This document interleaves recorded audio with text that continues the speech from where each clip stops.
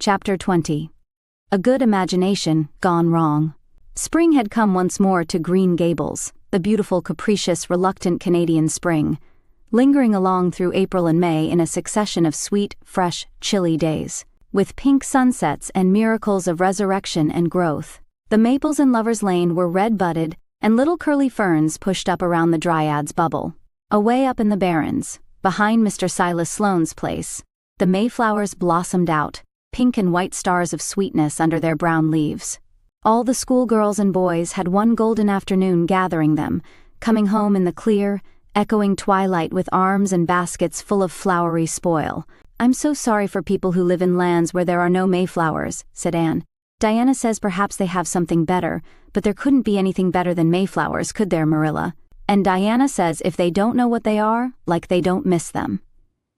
But I think that is the saddest thing of all. I think it would be tragic, Marilla, not to know what mayflowers are like and not to miss them. Do you know what I think mayflowers are, Marilla? I think they must be the souls of the flowers that died last summer, and this is their heaven. But we had a splendid time today, Marilla. We had our lunch down in a big mossy hollow by an old well, such a romantic spot. Charlie Sloane dared Artie Gillis to jump over it, and Artie did, because he wouldn't take a dare. Nobody would in school. It is very fashionable to dare. Mr. Phillips gave all the mayflowers he found to Prissy Andrews, and I heard him to say, "Sweets to the sweet." He got that out of a book, I know, but it shows he has some imagination. I was offered some mayflowers too, but I rejected them with scorn. I can't tell you the person's name because I have vowed never to let it cross my lips. We made wreaths of the mayflowers and put them on our hats, and when the time came to go home we marched in procession down the road, 2 by 2, with our bouquets and wreaths, singing "My Home on the Hill." Oh, it was so thrilling, Marilla. All Mr. Silas Sloane's folks rushed out to see us, and everybody we met on the road stopped and stared after us. We made a real sensation. Not much wonder. "Such silly doings," was Marilla's response. After the mayflowers came the violets, and Violet Vale was empurpled with them. Anne walked through it on her way to school with reverent steps and worshipping eyes, as if she trod on holy ground. "Somehow," she told Diana, "when I'm going through here I don't really care whether anybody gets ahead of me in class or not, but when I'm up in school, it's all different, and I care as much as ever. There's such a lot of different Annes in me. I sometimes think that is why I'm such a troublesome person. If I was just the one Anne, it would be ever so much more comfortable, but then it wouldn't be half so interesting." One June evening, when the orchards were pink blossomed again, when the frogs were singing silverly sweet in the marshes about the head of the lake of shining waters, and the air was full of the savor of clover fields and balsamic fir woods, Anne was sitting by her gable window. She had been studying her lessons, but it had grown too dark to see the book, so she had fallen into wide-eyed reverie, looking out past the boughs of the Snow Queen, once more bestarred with its tufts of blossom. In all essential respects, the little gable chamber was unchanged. The walls were as white, the pincushion as hard, the chairs as stiffly and yellowly upright as ever. Yet the whole character of the room was altered. It was full of a new, vital, pulsing personality that seemed to pervade it, and to be quite independent of schoolgirl books and dresses and ribbons, and even of the cracked blue jug full of apple blossoms on the table. It was as if all the dreams, sleeping and waking, of its vivid occupant had taken a visible although unmaterial form and had tapestried the bare room with splendid filmy tissues of rainbow and moonshine.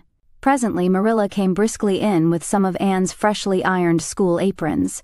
She hung them over a chair and sat down with a short sigh. She had had one of her headaches that afternoon, and although the pain had gone, she felt weak and tuckered out, as she expressed it. Anne looked at her with eyes limpid with sympathy. "I do truly wish I could have had the headache in your place, Marilla. I would have endured it joyfully for your sake." "I guess you did your part in attending to the work and letting me rest," said Marilla. "You seem to have got on fairly well and made fewer mistakes than usual.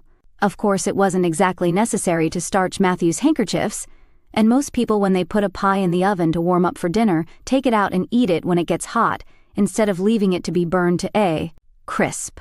But that doesn't seem to be your way, evidently." Headaches always left Marilla somewhat sarcastic. "Oh, I'm so sorry," said Anne penitently. "I never thought about that pie from the moment I put it in the oven till now. although I felt instinctively that there was something missing on the dinner table. I was firmly resolved, when you left me in charge this morning, not to imagine anything, but keep my thoughts on facts. I did pretty well until I put the pie in, and then an irresistible temptation came to me to imagine I was an enchanted princess shut up in a lonely tower, with a handsome knight riding to my rescue on a coal-black steed. So that is how I came to forget the pie. I didn't know I starched the handkerchiefs. All the time I was ironing, I was trying to think of a name for a new island Diana, and I have discovered up the brook. It's the most ravishing spot, Marilla. There are 2 maple trees on it, and the brook flows right around it. At last, it struck me that it would be splendid to call it Victoria Island because we found it on the Queen's birthday. Both Diana and I are very loyal, but I'm sorry about that pie and the handkerchiefs. I wanted to be extra good today because it's an anniversary. Do you remember what happened this day last year, Marilla? No, I can't think of anything special. Oh, Marilla, it was the day I came to Green Gables. I shall never forget it. It was the turning point in my life. Of course it wouldn't seem so important to you. I've been here for a year and I've been so happy. Of course I've had my troubles, but one can live down troubles. Are you sorry you kept me, Marilla? No, I can't say I'm sorry, said Marilla, who sometimes wondered how she could have lived before Anne came to Green Gables. No, not exactly sorry. If you've finished your lessons, Anne, I want you to run over and ask Mrs. Barry if she'll lend me Diana's apron pattern. Oh, it's too dark, cried Anne. Too dark?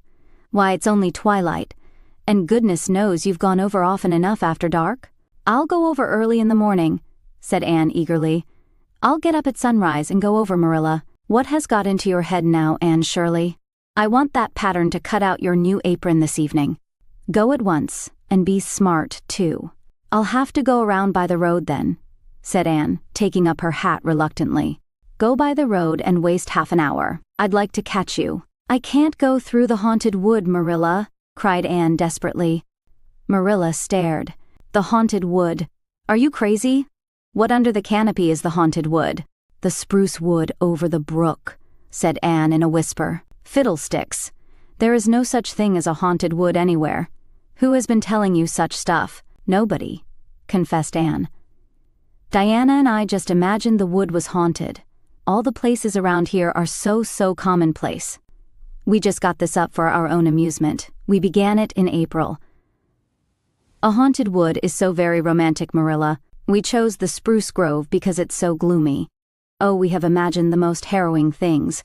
There's a white lady walks along the brook just about this time of the night and wrings her hands and utters wailing cries. She appears when there is to be a death in the family, and the ghost of a little murdered child haunts the corner up by Idlewild. It creeps up behind you and lays its cold fingers on your hand. Oh, Marilla, it gives me a shudder to think of it. And there's a headless man stalks up and down the path, and skeletons glower at you between the boughs. Oh, Marilla, I wouldn't go through the haunted wood after dark now for anything. I'd be sure that white things would reach out from behind the trees and grab me. Did ever anyone hear the like? Ejaculated Marilla, who had listened in dumb amazement. Anne Shirley, do you mean to tell me you believe all that wicked nonsense of your own imagination? Not believe, faltered Anne. At least, I don't believe it in daylight. But after dark, Marilla, it's different. That is when ghosts walk. There are no such things as ghosts, Anne. Oh, but there are, Marilla, cried Anne eagerly. I know people who have seen them, and they are respectable people. Charlie Sloane says that his grandmother saw his grandfather driving home the cows one night after he'd been buried for a year. You know Charlie Sloane's grandmother wouldn't tell a story for anything. She's a very religious woman. And Mrs. Thomas's father was pursued home one night by a lamb of fire, with its head cut off hanging by a strip of skin. He said he knew it was the spirit of his brother, and that it was a warning he would die within 9 days. He didn't, but he died 2 years after, so you see it was really true. And Ruby Gillis says, Anne Shirley, interrupted Marilla firmly, I never want to hear you talking in this fashion again. I've had my doubts about that imagination of yours right along, and if this is going to be the outcome of it, I won't countenance any such doings. You'll go right over to Barry's, and you'll go through that spruce grove, just for a lesson and a warning to you. And never let me hear a word out of your head about haunted woods again. Anne might plead and cry as she liked, and did, for her terror was very real. Her imagination had run away with her, and she held the spruce grove in mortal dread after nightfall. But Marilla was inexorable. She marched the shrinking ghost seer down to the spring and ordered her to proceed straightway over the bridge and into the dusky retreats of wailing ladies and headless specters beyond. "Oh, Marilla, how can you be so cruel?" sobbed Anne. "What would you feel like if a white thing did snatch me up and carry me off?" "I'll risk it," said Marilla unfeelingly. "You know I always mean what I say. I'll cure you of imagining ghosts into places. March, now." Anne marched. That is, she stumbled over the bridge and went shuddering up the horrible dim path beyond. Anne never forgot that walk. Bitterly did she repent the license she had given to her imagination. The goblins of her fancy lurked in every shadow about her, reaching out their cold, fleshless hands to grasp the terrified small girl who had called them into being. A white strip of birch bark blowing up from the hollow over the brown floor of the grove made her heart stand still. The long-drawn wail of two old boughs rubbing against each other brought out the perspiration in beads on her forehead. The swoop of bats in the darkness over her was as the wings of unearthly creatures. When she reached Mr. William Bell's field, she fled across it, as if pursued by an army of white things, and arrived at the Berry kitchen door so out of breath that she could hardly gasp out her request for the apron pattern. Diana was away, so that she had no excuse to linger. The dreadful return journey had to be faced. Anne went back over it with shut eyes, preferring to take the risk of dashing her brains out among the boughs to that of seeing a white thing. When she finally stumbled over the log bridge, she drew one long shivering breath of relief. "Well, so nothing caught you?" said Marilla unsympathetically. "Oh, Marilla," chattered Anne. "I'll be contented with see commonplace places after this." Chapter 10. A New Departure in Flavorings. "Dear me, there is nothing but meetings and partings in this world, as Mrs. Lynde says," remarked Anne plaintively, putting her slate and books down on the kitchen table on the last day of June, and wiping her red eyes with a very damp handkerchief. "Wasn't it fortunate, Marilla, that I took an extra handkerchief to school today? I had a presentiment that it would be needed. I never thought you were so fond of Mr. Phillips that you'd require 2 handkerchiefs to dry your tears just because he was going away," said Marilla. "I don't think I was crying because I was really so very fond of him," reflected Anne. "I just cried because all the others did. It was Ruby Gillis started it. Ruby Gillis has always declared she hated Mr. Phillips, but just as soon as he got up to make his farewell speech she burst into tears. Then all the girls began to cry, one after the other. I tried to hold out, Marilla. I tried to remember the time Mr. Phillips made me sit with guilt with a boy, and the time he spelled my name without an E on the blackboard, and how he said I was the worst dunce he ever saw at geometry and laughed at my spelling, and all the times he had been so horrid and sarcastic, but somehow I couldn't, Marilla, and I just had to cry too. Jane Andrews has been talking for a month about how glad she'd be when Mr. Phillips went away, and she declared she'd never shed a tear. Well, she was worse than any of us, and had to borrow a handkerchief from her brother. Of course the boys didn't cry because she hadn't brought one of her own, not expecting to need it. Oh, Marilla, it was heart-rending. Mr. Phillips made such a beautiful farewell speech beginning, "The time has come for us to part." It was very affecting, and he had tears in his eyes too, Marilla. Oh, I felt dreadfully sorry and remorseful for all the times I'd talked in school and drawn pictures of him on my slate and made fun of him and Prissy. I can tell you, I wished I'd been a model pupil like Minnie Andrews. She hadn't anything on her conscience. The girls cried all the way home from school. Carrie Sloane kept saying every few minutes, "The time has come for us to part," and that would start us off again whenever we were in any danger of cheering up. I do feel dreadfully sad, Marilla. But one can't feel quite in the depths of despair with 2 months' vacation before them, can they, Marilla? And besides, we met the new minister and his wife coming from the station. For all I was feeling so bad about Mr. Phillips going away, I couldn't help taking a little interest in a new minister, could I? His wife is very pretty, not exactly regally lovely, of course. It wouldn't do, I suppose, for a minister to have a regally lovely wife, because it might set a bad example. Mrs. Lynde says the minister's wife over at Newbridge sets a very bad example because she dresses so fashionably. Our new minister's wife was dressed in blue muslin with lovely puffed sleeves and a hat trimmed with roses. Jane Andrews said she thought puffed sleeves were too worldly for a minister's wife, but I didn't make any such uncharitable remark, Marilla, because I know what it is to long for puffed sleeves. Besides, she's only been a minister's wife for a little while, so one should make allowances, shouldn't they? They are going to board with Mrs. Lynde until the manse is ready. If Marilla, in going down to Mrs. Lynde's that evening, was actuated by any motive save her avowed one of returning the quilting frames she had borrowed the preceding winter, it was an amiable weakness shared by most of the Avonlea people. Many a thing Mrs. Lynde had lent, sometimes never expecting to see it again, came home that night in charge of the borrowers thereof. A new minister, and moreover a minister with a wife, was a lawful object of curiosity in a quiet little country settlement where sensations were few and far between. Old Mr. Bentley, the minister whom Anne had found lacking in imagination, had been pastor of Avonlea for 18 years. He was a widower when he came, and a widower he remained, despite the fact that gossip regularly married him to this, that, or the other one, every year of his sojourn. In the preceding February he had resigned his charge and departed amid the regrets of his people, most of whom had the affection born of long intercourse for their good old minister, in spite of his shortcomings as an orator. Since then, the Avonlea church had enjoyed a variety of religious dissipation in listening to the many and various candidates and supplies who came Sunday after Sunday to preach on trial. These stood or fell by the judgment of the fathers and mothers in Israel, but a certain small red-haired girl who sat meekly in the corner of the old Cuthbert pew also had her opinions about them and discussed the same in full with Matthew, Marilla always declining from principle to criticize ministers in any shape or form. I don't think Mr. Smith would have done, Matthew, was Anne's final summing up. Mrs. Lynde says his delivery was so poor, but I think his worst fault was just like Mr. Bentley's. He had no imagination. And Mr. Terry had too much. He let it run away with him, just as I did mine in the matter of the haunted wood. Besides, Mrs. Lynde says his theology wasn't sound. Mr. Gresham was a very good man and a very religious man, but he told too many funny stories and made the people laugh in church. He was undignified. And you must have some dignity about a minister, mustn't you, Matthew?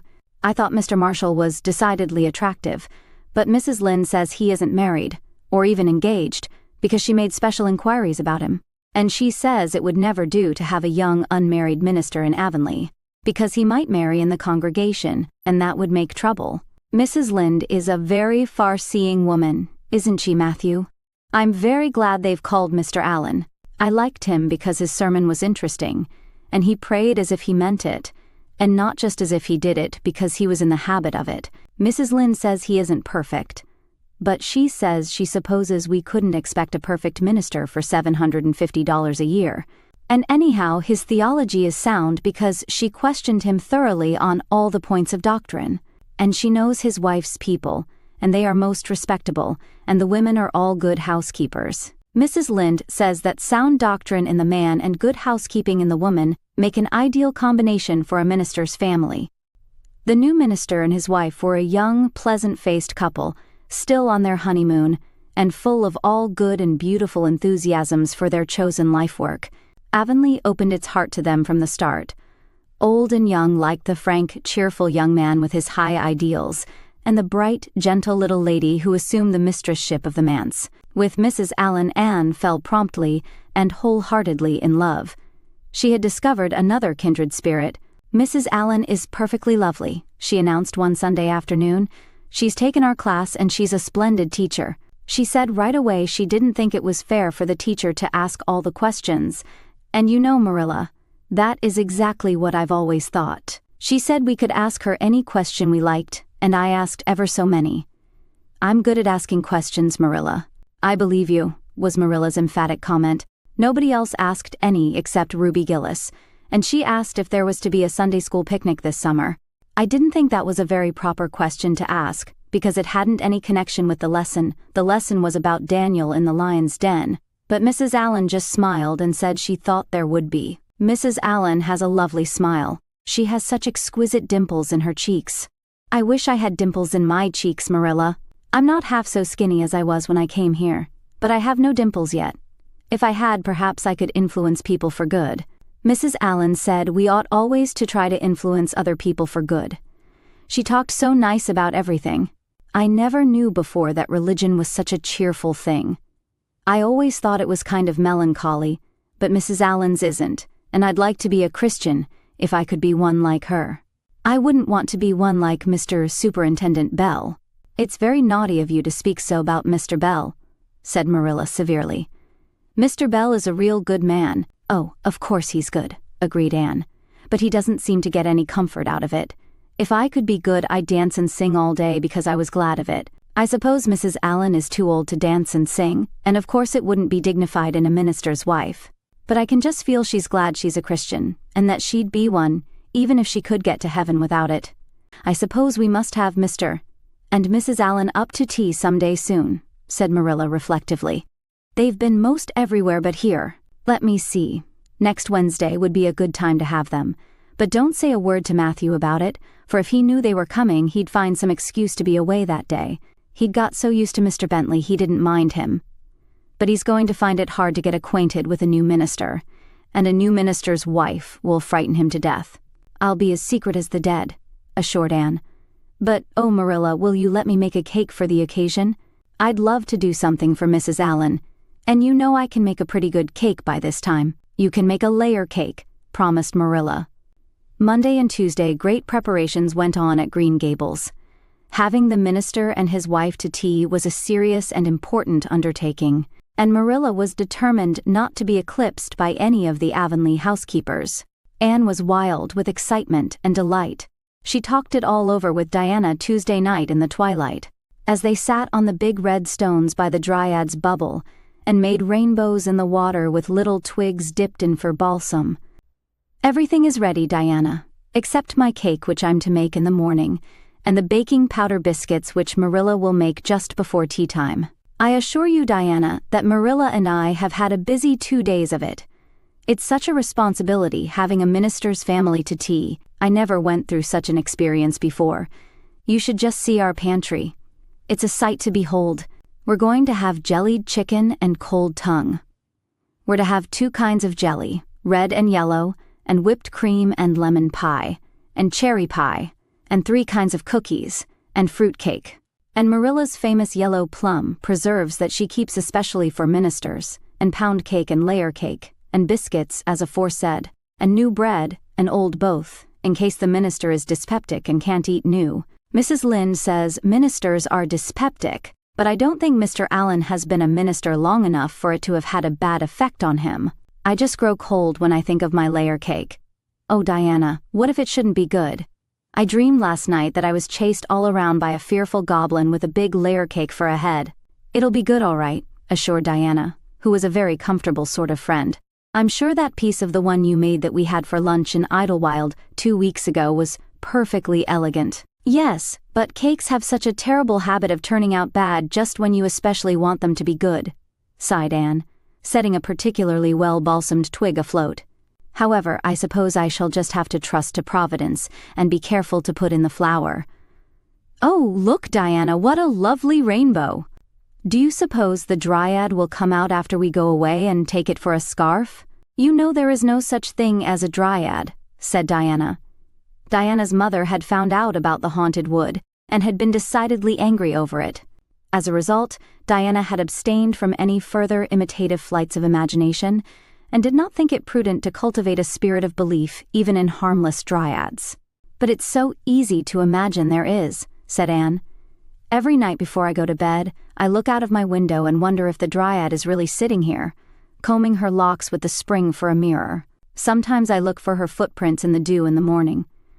"Oh, Diana, don't give up your faith in the Dryad." Wednesday morning came.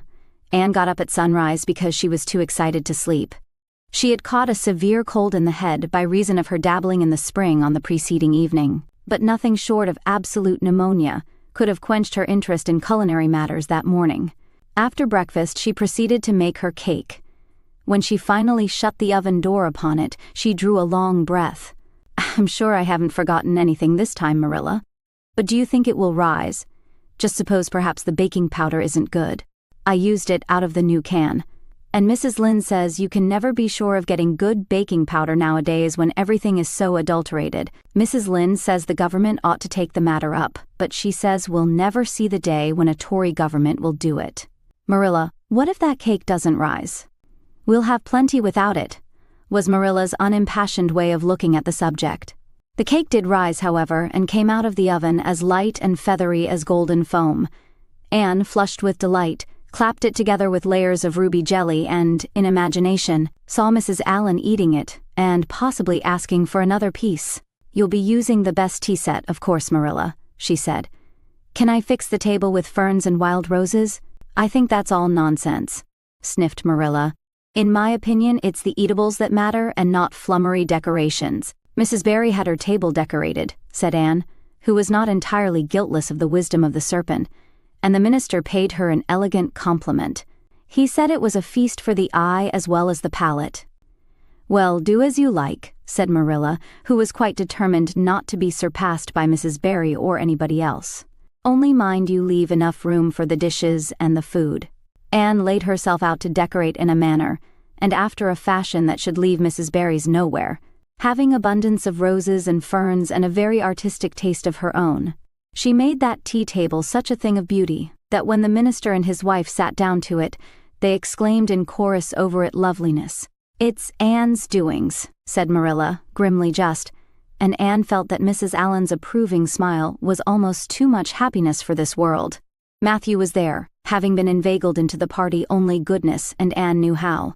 He had been in such a state of shyness and nervousness that Marilla had given him up in despair, but Anne took him in hand so successfully that he now sat at the table in his best clothes and white collar, and talked to the minister not uninterestingly.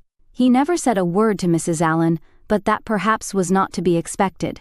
All went merry as a marriage bell until Anne's layer cake was passed.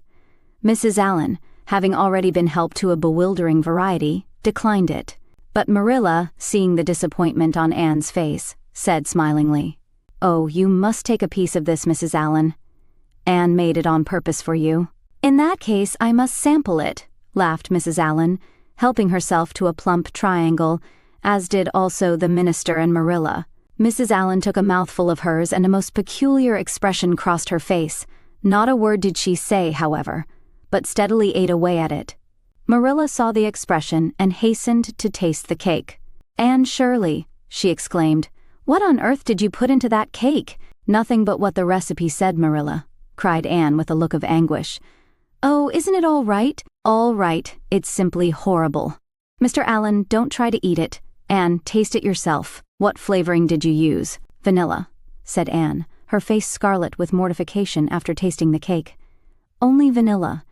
Oh, Marilla, it must have been the baking powder." "I had my suspicions of that back. Baking powder fiddlesticks. Go and bring me the bottle of vanilla you used." Anne fled to the pantry and returned with a small bottle partially filled with a brown liquid and labeled yellowly, "Best vanilla." Marilla took it, uncorked it, smelled it. "Mercy on us, Anne, you flavored that cake with anodyne liniment." "I broke the liniment bottle last week and poured what was left into an old empty vanilla bottle. I suppose it's partly my fault. I should have warned you, but for pity's sake, why couldn't you have smelled it?" Anne dissolved into tears under this double disgrace. "I couldn't. I had such a cold." And with this she fairly fled to the gable chamber, where she cast herself on the bed and wept as one who refuses to be comforted. Presently a light step sounded on the stairs and somebody entered the room. "Oh, Marilla," sobbed Anne, without looking up. "I'm disgraced forever. I shall never be able to live this down. It will get out, things always do get out in Avonlea. Diana will ask me how my cake turned out, and I shall have to tell her the truth. I shall always be pointed at as the girl who flavored a cake with anodyne liniment.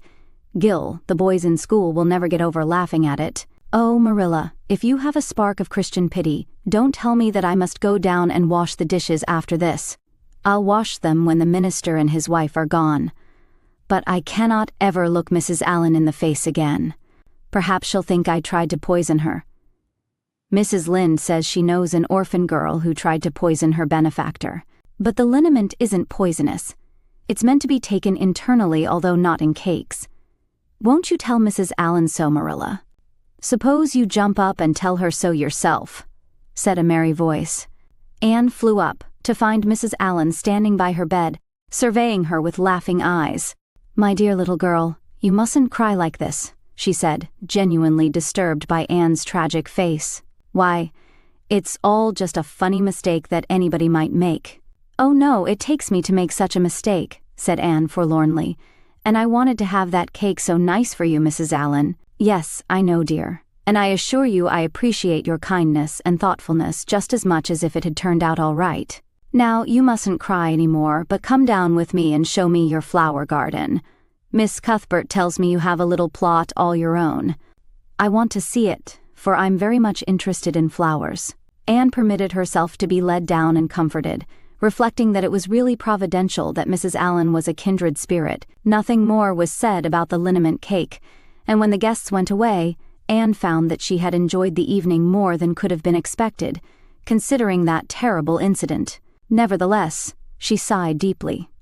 "Marilla, isn't it nice to think that tomorrow is a new day with no mistakes in it yet? I'll warrant you'll make plenty in it," said Marilla. "I never saw your beat for making mistakes, Anne." "Yes, and well I know it," admitted Anne mournfully. "But have you ever noticed one encouraging thing about me, Marilla? I never make the same mistake twice. I don't know as that's much benefit when you're always making new ones." "Oh, don't you see, Marilla? There must be a limit to the mistakes one person can make, and when I get to the end of them, then I'll be through with them." "That's a very comforting thought." "Well, you'd better go and give that cake to the pigs," said Marilla. "It isn't fit for any human to eat, not even Jerry Boot." Chapter 22. Anne is invited out to tea. "And what are your eyes popping out of your head about?" "Now," asked Marilla, when Anne had just come in from a run to the post office, "have you discovered another kindred spirit?" Excitement hung around Anne like a garment, shone in her eyes, kindled in every feature. She had come dancing up the lane, like a wind-blown sprite, through the mellow sunshine and lazy shadows of the August evening. "No, Marilla. But, oh, what do you think? I'm invited to tea at the manse tomorrow afternoon. Mrs. Allen left the letter for me at the post office. Just look at it, Marilla. Miss Anne Shirley, Green Gables. That is the first time I was ever called Miss. Such a thrill as it gave me. I shall cherish it forever among my choicest treasures." Mrs. Allen told me she meant to have all the members of her Sunday school class to tea in turn, said Marilla, regarding the wonderful event very coolly. "You needn't get in such a fever over it. Do learn to take things calmly, child." For Anne to take things calmly would have been to change her nature. All spirit and fire and dew as she was, the pleasures and pains of life came to her with trebled intensity. Marilla felt this and was vaguely troubled over it, realizing that the ups and downs of existence would probably bear hardly on this impulsive soul, and not sufficiently understanding that the equally great capacity for delight might more than compensate. Therefore Marilla conceived it to be her duty to drill Anne into a tranquil uniformity of disposition as impossible and alien to her as to a dancing sunbeam in one of the brook shallows. She did not make much headway, as she sorrowfully admitted to herself. The downfall of some dear hope or plan plunged Anne into deeps of affliction. The fulfillment thereof exalted her to dizzy realms of delight. Marilla had almost begun to despair of ever fashioning this waif of the world into her model little girl of demure manners and prim deportment. Neither would she have believed that she really liked Anne much better as she was. Anne went to bed that night speechless with misery because Matthew had said the wind was round northeast and he feared it would be a rainy day tomorrow. The rustle of the poplar leaves about the house worried her. It sounded so like pattering raindrops, and the full, far-away roar of the Gulf, to which she listened delightedly at other times, loving its strange, sonorous, haunting rhythm, now seemed like a prophecy of storm and disaster to a small maiden who particularly wanted a fine day. Anne thought that the morning would never come. But all things have an end, even nights before the day on which you are invited to take tea at the manse. The morning, in spite of Matthew's predictions, was fine, and Anne's spirits soared to their highest. "Oh, Marilla, there is something in me today that makes me just love everybody I see," she exclaimed as she washed the breakfast dishes. "You don't know how good I feel. Wouldn't it be nice if it could last? I believe I could be a model child if I were just invited out to tea every day. But oh, Marilla, it's a solemn occasion too. I feel so anxious. What if I shouldn't behave properly? You know I never had tea at a manse before, and I'm not sure that I know all the rules of etiquette, although I've been studying the rules given in the etiquette department of the Family Herald ever since I came here. I'm so afraid I'll do something silly, or forget to do something I should do. Would it be good manners to take a second helping of anything if you wanted to very much? The trouble with you, Anne, is that you're thinking too much about yourself. You should just think of Mrs. Allen, and what would be nicest and most agreeable to her, said Marilla, hitting for once in her life on a very sound and pithy piece of advice. Anne instantly realized this. You are right, Marilla. I'll try not to think about myself at all.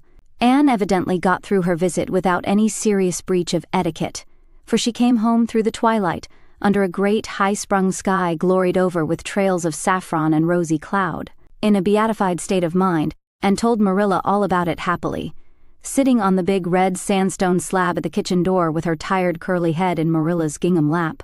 A cool wind was blowing down over the long harvest fields from the rims of furry western hills, and whistling through the poplars. One clear star hung over the orchard, and the fireflies were flitting over in Lover's Lane, in and out among the ferns and rustling boughs.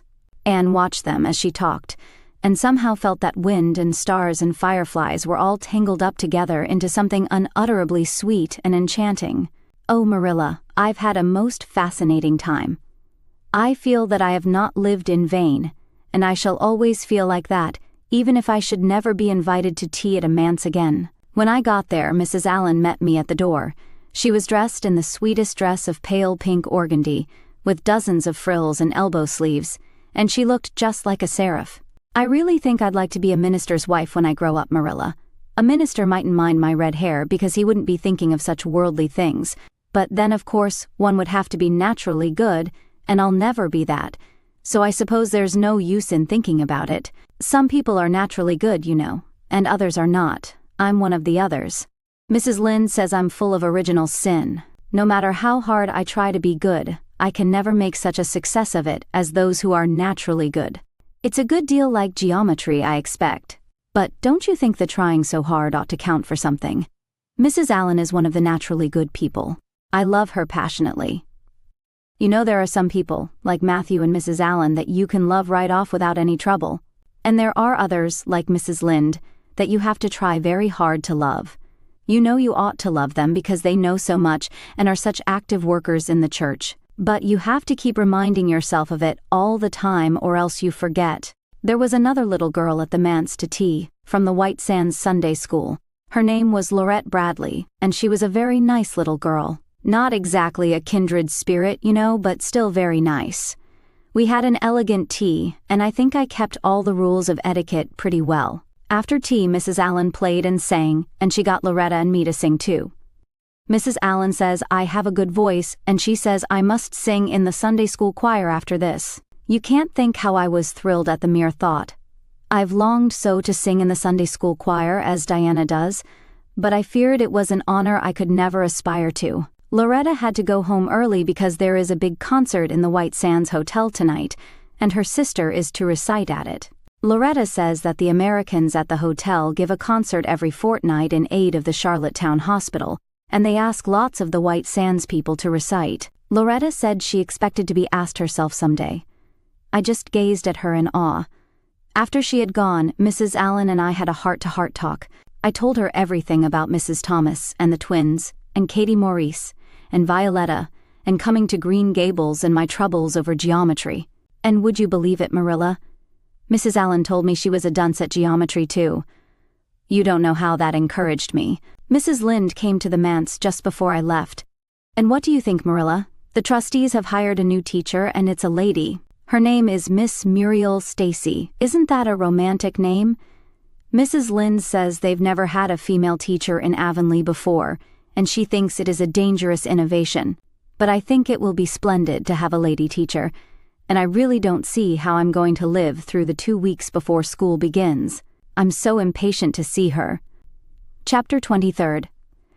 Anne comes to grief in an affair of honor. Anne had to live through more than 2 weeks, as it happened. Almost a month having elapsed since the liniment cake episode, it was high time for her to get into fresh trouble of some sort. Little mistakes, such as absent-mindedly emptying a pan of skim milk into a basket of yarn balls in the pantry instead of into the pig's bucket, and walking clean over the edge of the log bridge into the brook while wrapped in imaginative reverie, not really being worth counting. A week after the tea at the manse, Diana Barry gave a party, small and select, Anne assured Marilla. Just the girls in our class. They had a very good time, and nothing untoward happened until after tea, when they found themselves in the Barry garden, a little tired of all their games and ripe for any enticing form of mischief which might present itself. This presently took the form of daring. Daring was the fashionable amusement among the Avonlea small fry just then. It had begun among the boys, but soon spread to the girls, and all the silly things that were done in Avonlea that summer because the doers thereof were dared to do them would fill a book by themselves. First of all, Carrie Sloane dared Ruby Gillis to climb to a certain point in the huge old willow tree before the front door, which Ruby Gillis, albeit in mortal dread of the fat green caterpillars, with which said tree was infested, and with the fear of her mother before her eyes if she should tear her new muslin dress, nimbly did, to the discomfiture of the aforesaid Carrie Sloane. Then Josie Pye dared Jane Andrews to hop on her left leg around the garden without stopping once or putting her right foot to the ground, which Jane Andrews gamely tried to do, but gave out at the third corner and had to confess herself defeated. Josie's triumph being rather more pronounced than good taste permitted, Anne Shirley dared her to walk along the top of the board fence which bounded the garden to the east. Now, to walk board fences requires more skill and steadiness of head and heel than one might suppose who has never tried it.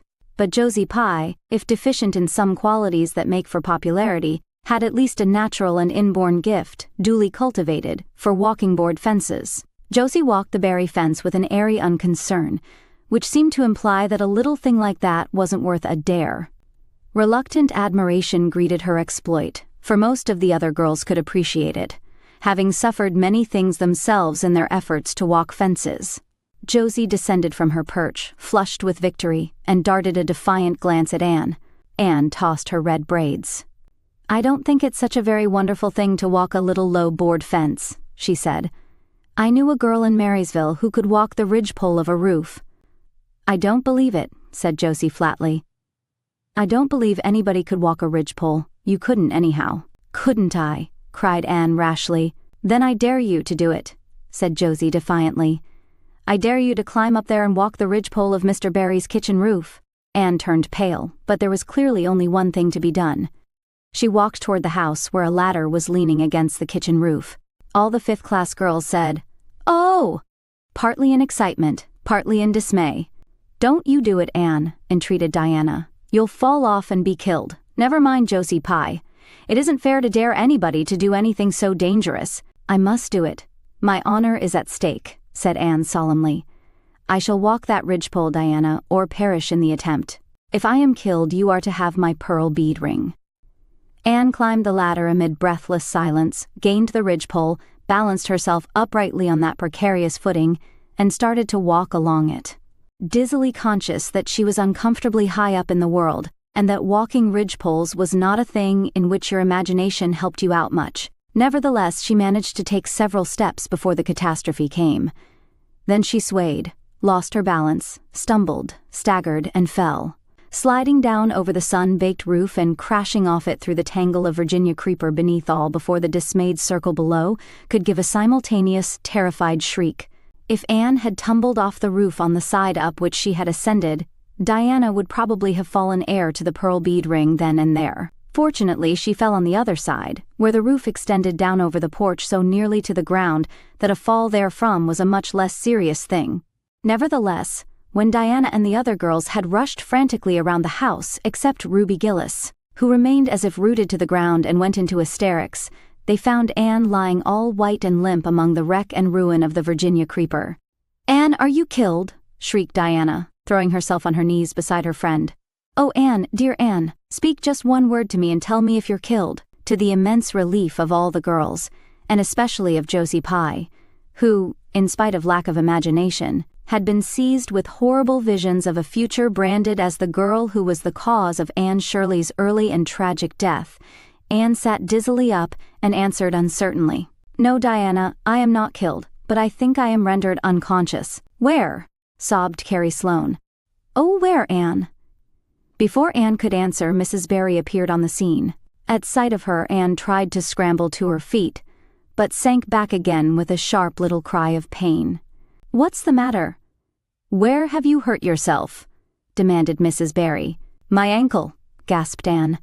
"Oh, Diana, please find your father and ask him to take me home.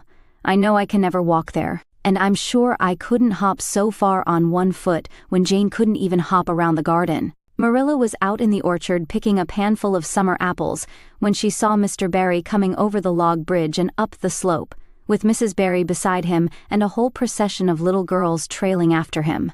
In his arms he carried Anne, whose head lay limply against his shoulder. At that moment, Marilla had a revelation. In the sudden stab of fear that pierced her very heart, she realized what Anne had come to mean to her. She would have admitted that she liked Anne, that she was very fond of Anne. But now she knew as she hurried wildly down the slope that Anne was dearer to her than anything else on earth. "Mr. Barry, what has happened to her?" she gasped, more white and shaken than the self-contained, sensible Marilla had been for many years. Anne herself answered, lifting her head. "Don't be very frightened, Marilla. I was walking the ridgepole and I fell off. I expect I've sprained my ankle. But Marilla, I might have broken my neck. Let us look on the bright side of things. I might have known you'd go and do something of the sort when I let you go to that party," said Marilla, sharp and shrewish in her very relief. "Bring her in here, Mr. Barry, and lay her on the sofa." Mercy me, the child has gone and fainted. It was quite true.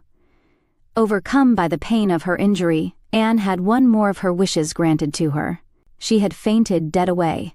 Matthew, hastily summoned from the harvest field, was straightway dispatched for the doctor, who in due time came to discover that the injury was more serious than they had supposed. Anne's ankle was broken. That night, when Marilla went up to the east gable, where a white-faced girl was lying, a plaintive voice greeted her from the bed. "Aren't you very sorry for me, Marilla?" "It was your own fault," said Marilla, twitching down the blind and lighting a lamp. "And that is just why you should be sorry for me," said Anne. "Because the thought that it is all my own fault is what makes it so hard. If I could blame it on anybody, I would feel so much better." "But what would you have done, Marilla, if you had been dared to walk a ridgepole?" "I'd have stayed on good firm ground and let them dare away." "Such absurdity," said Marilla. Anne sighed. "But you have such strength of mind, Marilla." "I haven't. I just felt that I couldn't bear Josie Pye's scorn. She would have crowed over me all my life. And I think I have been punished so much that you needn't be very cross with me, Marilla. It's not a bit nice to faint, after all. And the doctor hurt me dreadfully when he was setting my ankle. I won't be able to go around for 6 or 7 weeks, and I'll miss the new lady teacher. She won't be new anymore by the time I'm able to go to school. And everybody will get ahead of me in class. Oh, I am an afflicted mortal. But I'll try to bear it all bravely if only you won't be cross with me, Marilla." There, I'm not cross," said Marilla. "You're an unlucky child, there's no doubt about that, but as you say, you'll have the suffering of it. Here now, try and eat some supper." "Isn't it fortunate I've got such an imagination?" said Anne. "It will help me through splendidly, I expect. What do people who haven't any imagination do when they break their bones, do you suppose, Marilla?" Anne had good reason to bless her imagination many a time, and oft during the tedious 7 weeks that followed. But she was not solely dependent on it.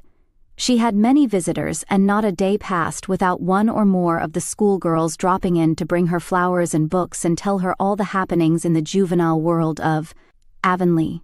"Everybody has been so good and kind, Marilla," sighed Anne happily, on the day when she could first limp across the floor.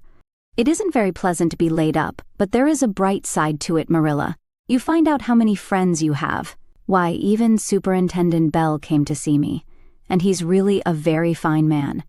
Not a kindred spirit, of course, but still I like him, and I'm awfully sorry I ever criticized his prayers. I believe now he really does mean them, only he has got into the habit of saying them as if he didn't. He could get over that if he'd take a little trouble. I gave him a good broad hint. I told him how hard I tried to make my own little private prayers interesting. He told me all about the time he broke his ankle when he was a boy. It does seem so strange to think of Superintendent Bell ever being a boy.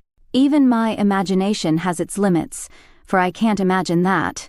When I try to imagine him as a boy, I see him with gray whiskers and spectacles, just as he looks in Sunday school, only small. Now, it's so easy to imagine Mrs. Allen as a little girl. Mrs. Allen has been to see me 14 times. Isn't that something to be proud of, Marilla? When a minister's wife has so many claims on her time, she is such a cheerful person to have visit you too. She never tells you it's your own fault, and she hopes you'll be a better girl on account of it. Mrs. Lynde always told me that when she came to see me, and she said it in a kind of way that made me feel she might hope I'd be a better girl, but didn't really believe I would. Even Josie Pye came to see me. I received her as politely as I could, because I think she was sorry she dared me to walk a ridgepole. If I had been killed, she would had to carry a dark burden of remorse all her life.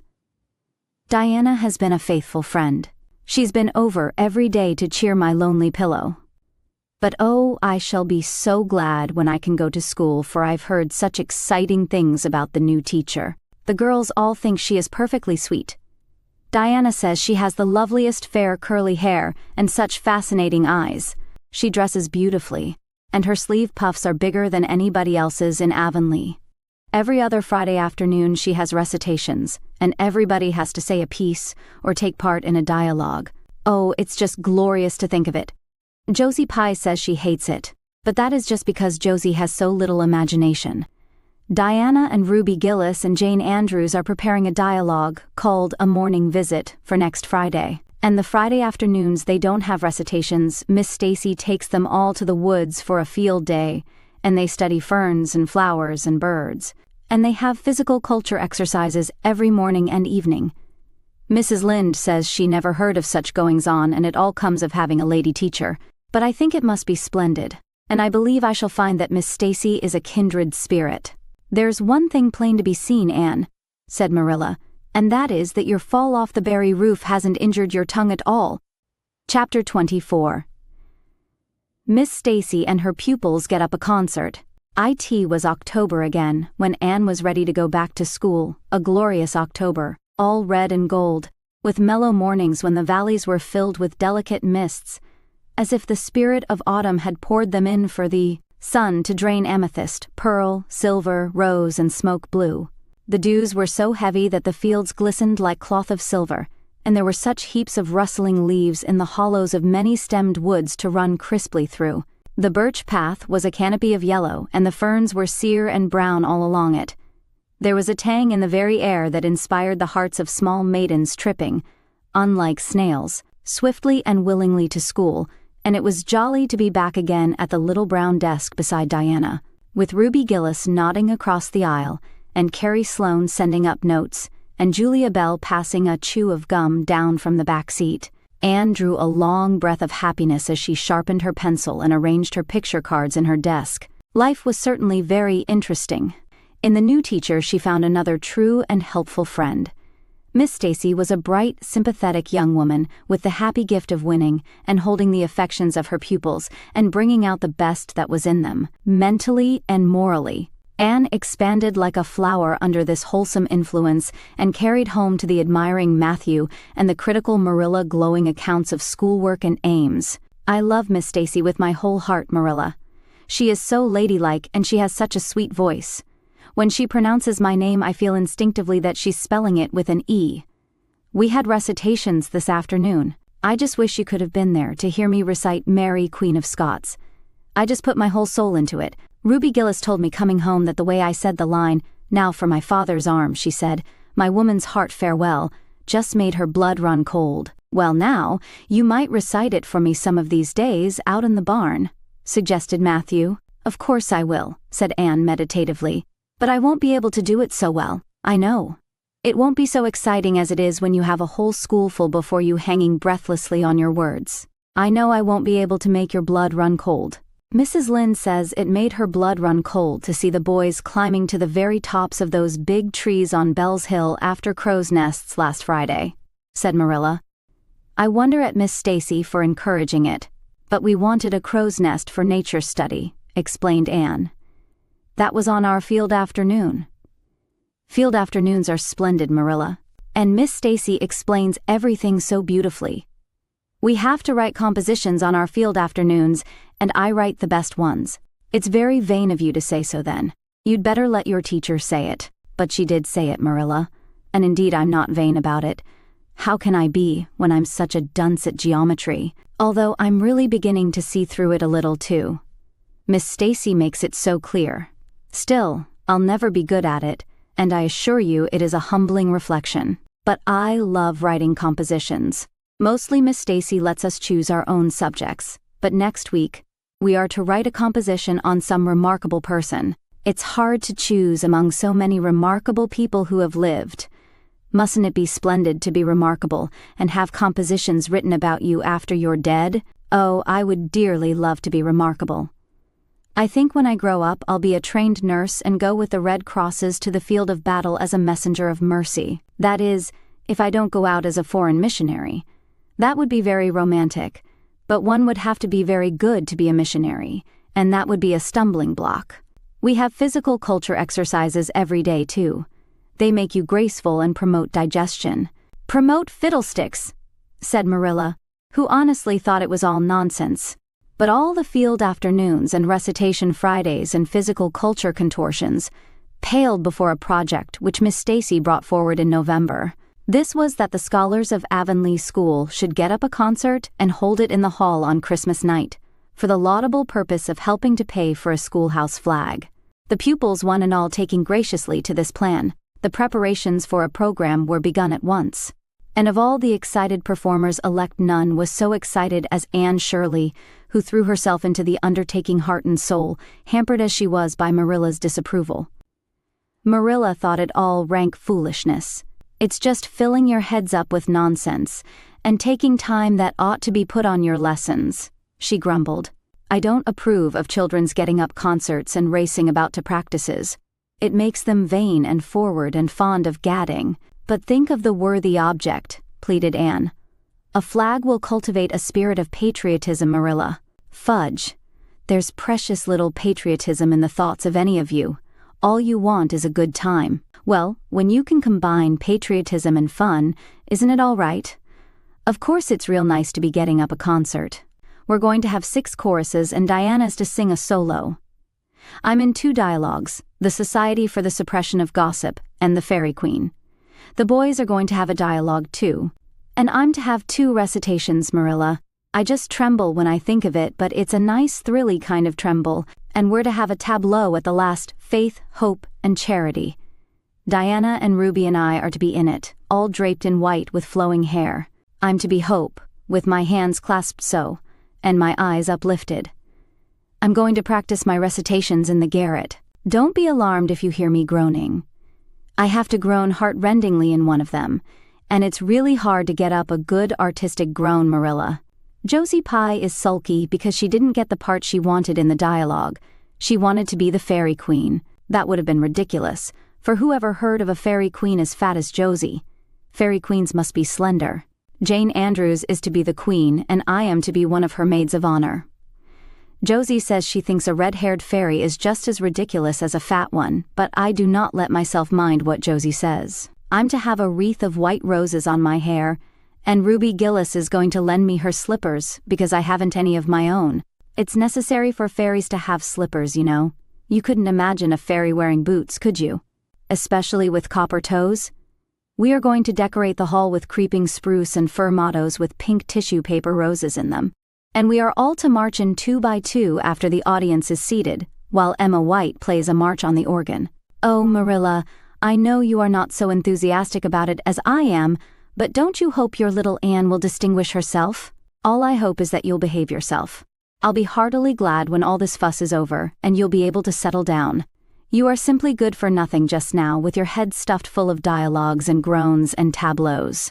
As for your tongue, it's a marvel it's not clean worn out. Anne sighed and betook herself to the backyard, over which a young new moon was shining through the leafless poplar boughs from an apple-green western sky, and where Matthew was splitting wood. Anne perched herself on a block and talked the concert over with him, sure of an appreciative and sympathetic listener, in this instance at least. Well now, I reckon it's going to be a pretty good concert. And I expect you'll do your part fine, he said, smiling down into her eager, vivacious little face. Anne smiled back at him. Those two were the best of friends, and Matthew thanked his stars many a time, and oft that he had nothing to do with bringing her up. That was Marilla's exclusive duty. If it had been his, he would have been worried over frequent conflicts between inclination and said duty. As it was, he was free to spoil Anne Marilla's phrasing as much as he liked. But it was not such a bad arrangement after all. A little appreciation sometimes does quite as much good as all the conscientious bringing up in the world. Chapter XEV. Matthew insists on puffed sleeves. Matthew was having a bad 10 minutes of it. He had come into the kitchen, in the twilight of a cold gray December evening, and had sat down in the woodbox corner to take off his heavy boots, unconscious of the fact that Anne and a bevy of her schoolmates were having a practice of the Fairy Queen in the sitting room. Presently they came trooping through the hall and out into the kitchen, laughing and chattering gaily. They did not see Matthew, who shrank bashfully back into the shadows beyond the woodbox with a boot in one hand and a bootjack in the other, and he watched them shyly for the aforesaid 10 minutes as they put on caps and jackets and talked about the dialogue and the concert. Anne stood among them, bright-eyed and animated as they. But Matthew suddenly became conscious that there was something about her different from her mates. And what worried Matthew was that the difference impressed him as being something that should not exist. Anne had a brighter face, and bigger, starrier eyes, and more delicate features than the other, even shy. Unobservant Matthew had learned to take note of these things, but the difference that disturbed him did not consist in any of these respects. Then, in what did it consist? Matthew was haunted by this question long after the girls had gone, arm in arm, down the long, hard frozen lane, and Anne had betaken herself to her books.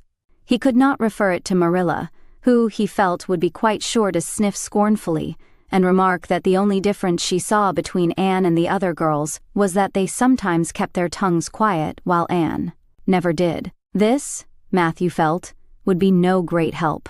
He had recourse to his pipe that evening to help him study it out, much to Marilla's disgust.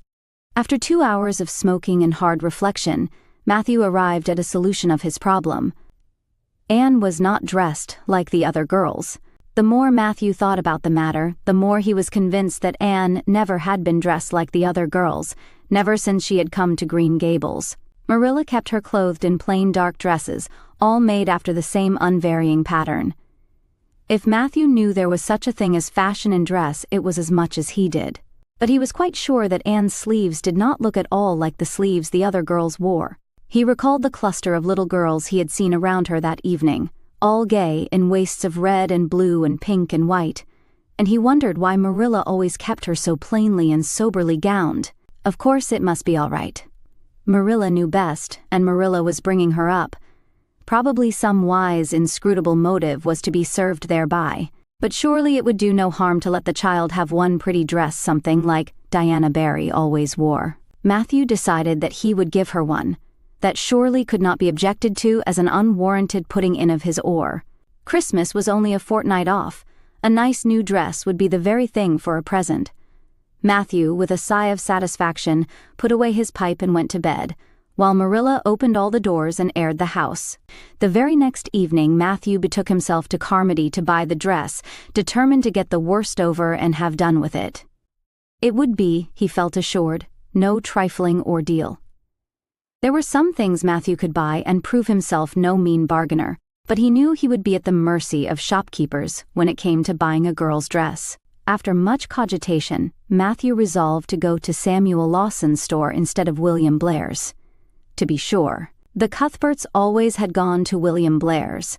It was almost as much a matter of conscience with them as to attend the Presbyterian church and vote conservative.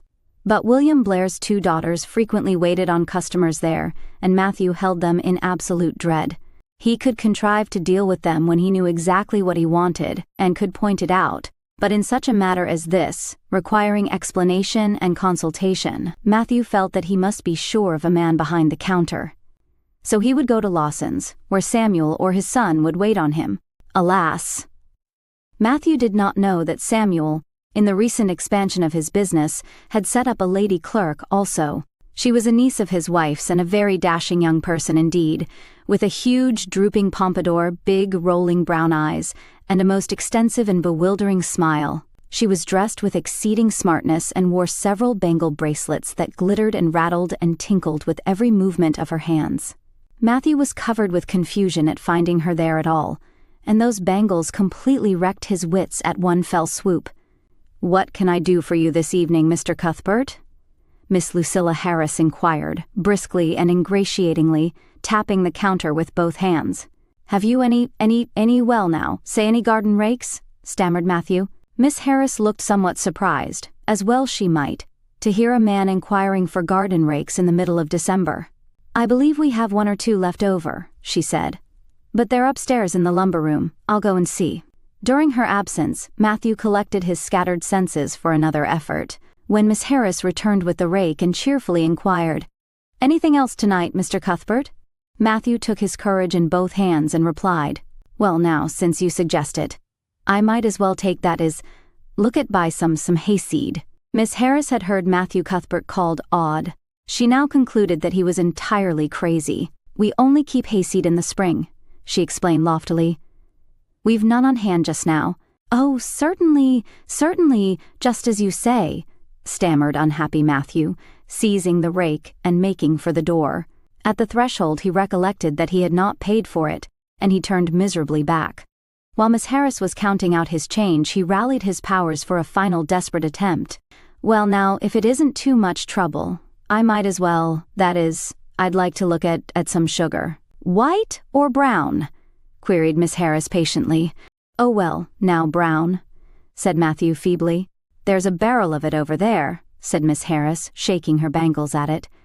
"It's the only kind we have." I'll take 20 pounds of it," said Matthew, with beads of perspiration standing on his forehead. Matthew had driven halfway home before he was his own man again. It had been a gruesome experience, but it served him right, he thought, for committing the heresy of going to a strange store. When he reached home, he hid the rake in the tool house, but the sugar he carried in to Marilla. "Brown sugar," exclaimed Marilla. "Whatever possessed you to get so much? You know I never use it except for the hired man's porridge or black fruit cake. Jerry's gone and I've made my cake long ago. It's not good sugar, either. It's coarse and dark. William Blair doesn't usually keep sugar like that." I thought it might come in handy sometime," said Matthew, making good his escape. When Matthew came to think the matter over, he decided that a woman was required to cope with the situation. Marilla was out of the question. Matthew felt sure she would throw cold water on his project at once. Remained only Mrs. Lynde, for of no other woman in Avonlea would Matthew have dared to ask advice. To Mrs. Lynde he went accordingly, and that good lady promptly took the matter out of the harassed man's hands. "Pick out a dress for you to give Anne." "To be sure I will. I'm going to Carmody tomorrow, and I'll attend to it. Have you something particular in mind?" "No? Well, I'll just go by my own judgment then. I believe a nice rich brown would just suit Anne, and William Blair has some new Gloria in that's real pretty. Perhaps you'd like me to make it up for her too, seeing that if Marilla was to make it, Anne would probably get wind of it before the time and spoil the surprise." "Well, I'll do it. No, it isn't a mite of trouble. I like sewing. I'll make it to fit my niece, Jenny Gillis, for she and Anne are as like as 2 peas as far as figure goes." "Well now, I'm much obliged," said Matthew. And I dunno, but I think they make the sleeves different nowadays to what they used to be. If it wouldn't be asking too much, I'd like them made in the new way." "Puffs? Of course." "You needn't worry a speck more about it, Matthew. I'll make it up in the very latest fashion," said Mrs. Lynde. To herself she added, when Matthew had gone, "It'll be a real satisfaction to see that poor child wearing something decent for once. The way Marilla dresses her is positively ridiculous, that's what, and I've ached to tell her so plainly a dozen times. I've held my tongue, though, for I can see Marilla doesn't want advice, and she thinks she knows more about bringing children up than I do for all she's an old maid. But that's always the way. Folks that has brought up children know that there's no hard and fast method in the world that'll suit every child. But them as never have think it's all as plain and easy as rule of 3. Just set your 3 terms down so fashion, and the sum'll work out correct. But flesh and blood don't come under the head of arithmetic, and that's where Marilla Cuthbert makes her mistake.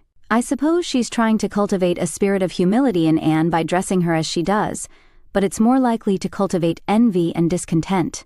I'm sure the child must feel the difference between her clothes and the other girls. But to think of Matthew taking notice of it. That man is waking up after being asleep for over 60 years. Marilla knew all the following fortnight that Matthew had something on his mind, but what it was she could not guess, until Christmas Eve, when Mrs. Lynde brought up the new dress.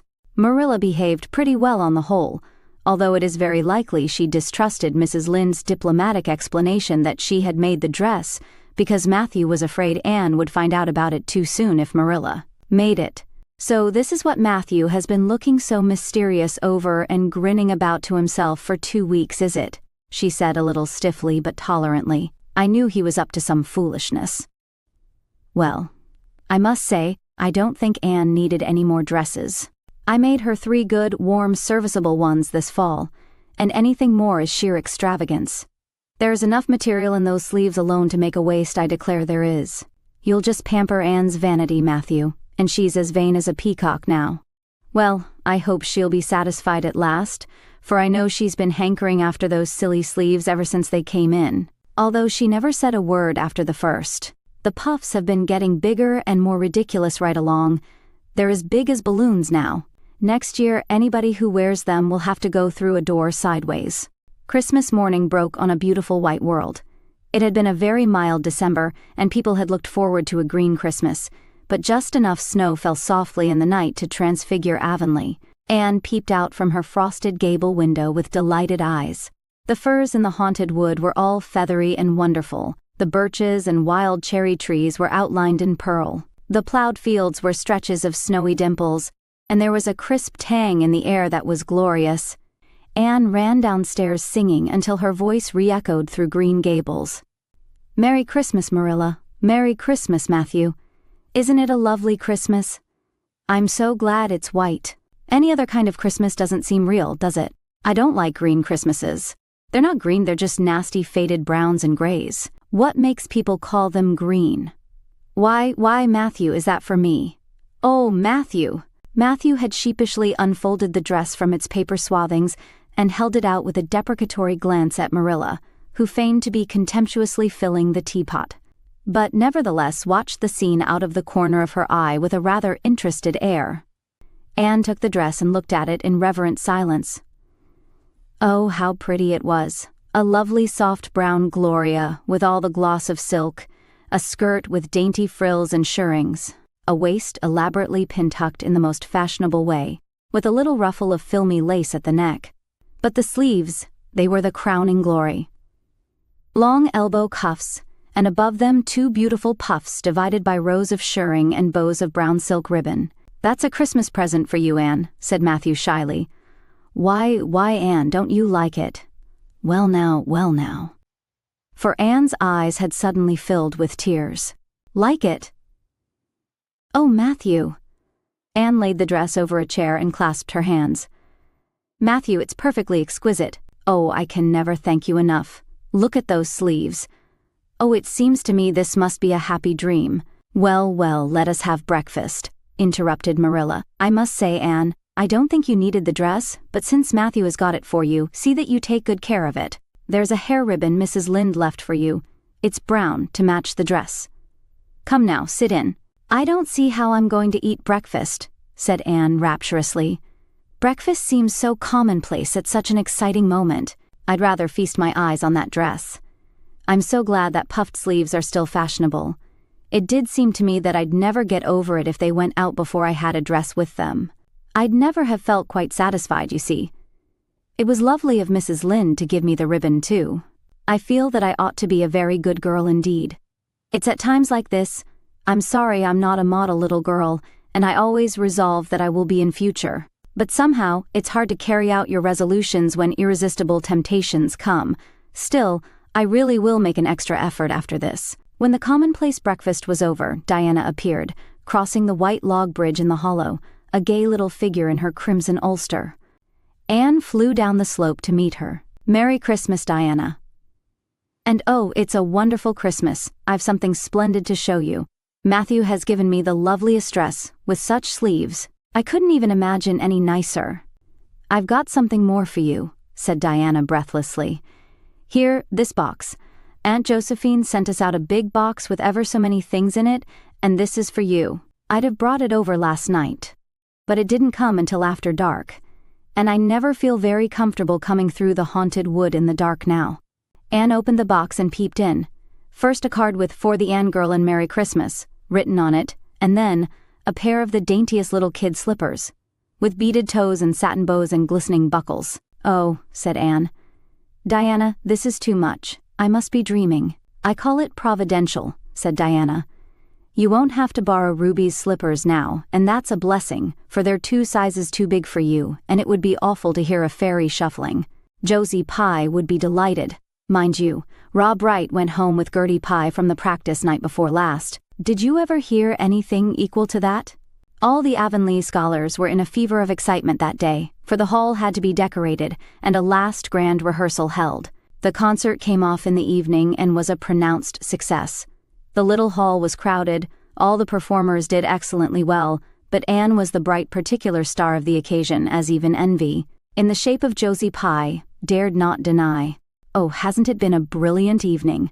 sighed Anne, when it was all over and she and Diana were walking home together under a dark, starry sky. "Everything went off very well," said Diana practically.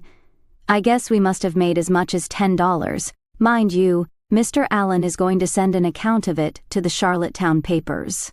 "Oh, Diana, will we really see our names in print? It makes me thrill to think of it.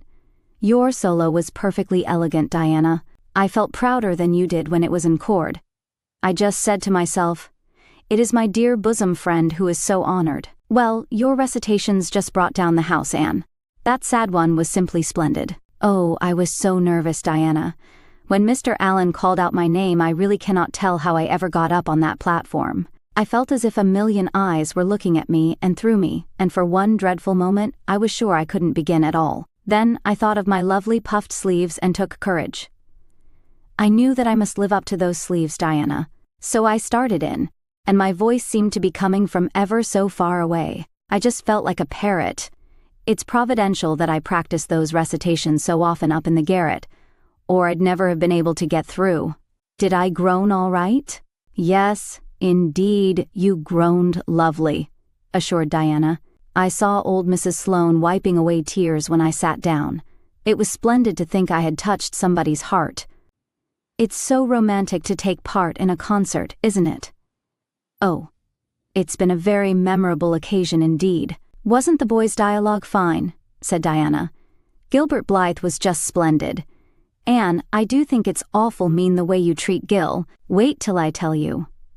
When you ran off the platform after the fairy dialogue, one of your roses fell out of your hair. I saw Gil pick it up and put it in his breast pocket. There now, you're so romantic that I'm sure you ought to be pleased at that. It's nothing to me what that person does," said Anne loftily. "I simply never waste a thought on him, Diana." That night, Marilla and Matthew, who had been out to a concert for the first time in 20 years, sat for a while by the kitchen fire after Anne had gone to bed. "Well now, I guess our Anne did as well as any of them," said Matthew proudly. "Yes, she did," admitted Marilla. "She's a bright child, Matthew, and she looked real nice too. I've been kind of opposed to this concert scheme, but I suppose there's no real harm in it after all. Anyhow, I was proud of Anne tonight, although I'm not going to tell her so." "Well now, I was proud of her, and I did tell her so 'fore she went upstairs," said Matthew. "We must see what we can do for her some of these days, Marilla. I guess she'll need something more than Avonlea school by and by." "There's time enough to think of that," said Marilla. "She's only 13 in March, though tonight it struck me she was growing quite a big girl. Mrs. Lynde made that dress a mite too long, and it makes Anne look so tall. She's quick to learn, and I guess the best thing we can do for her will be to send her to Queen's after a spell, but nothing need be said about that for a year or two yet."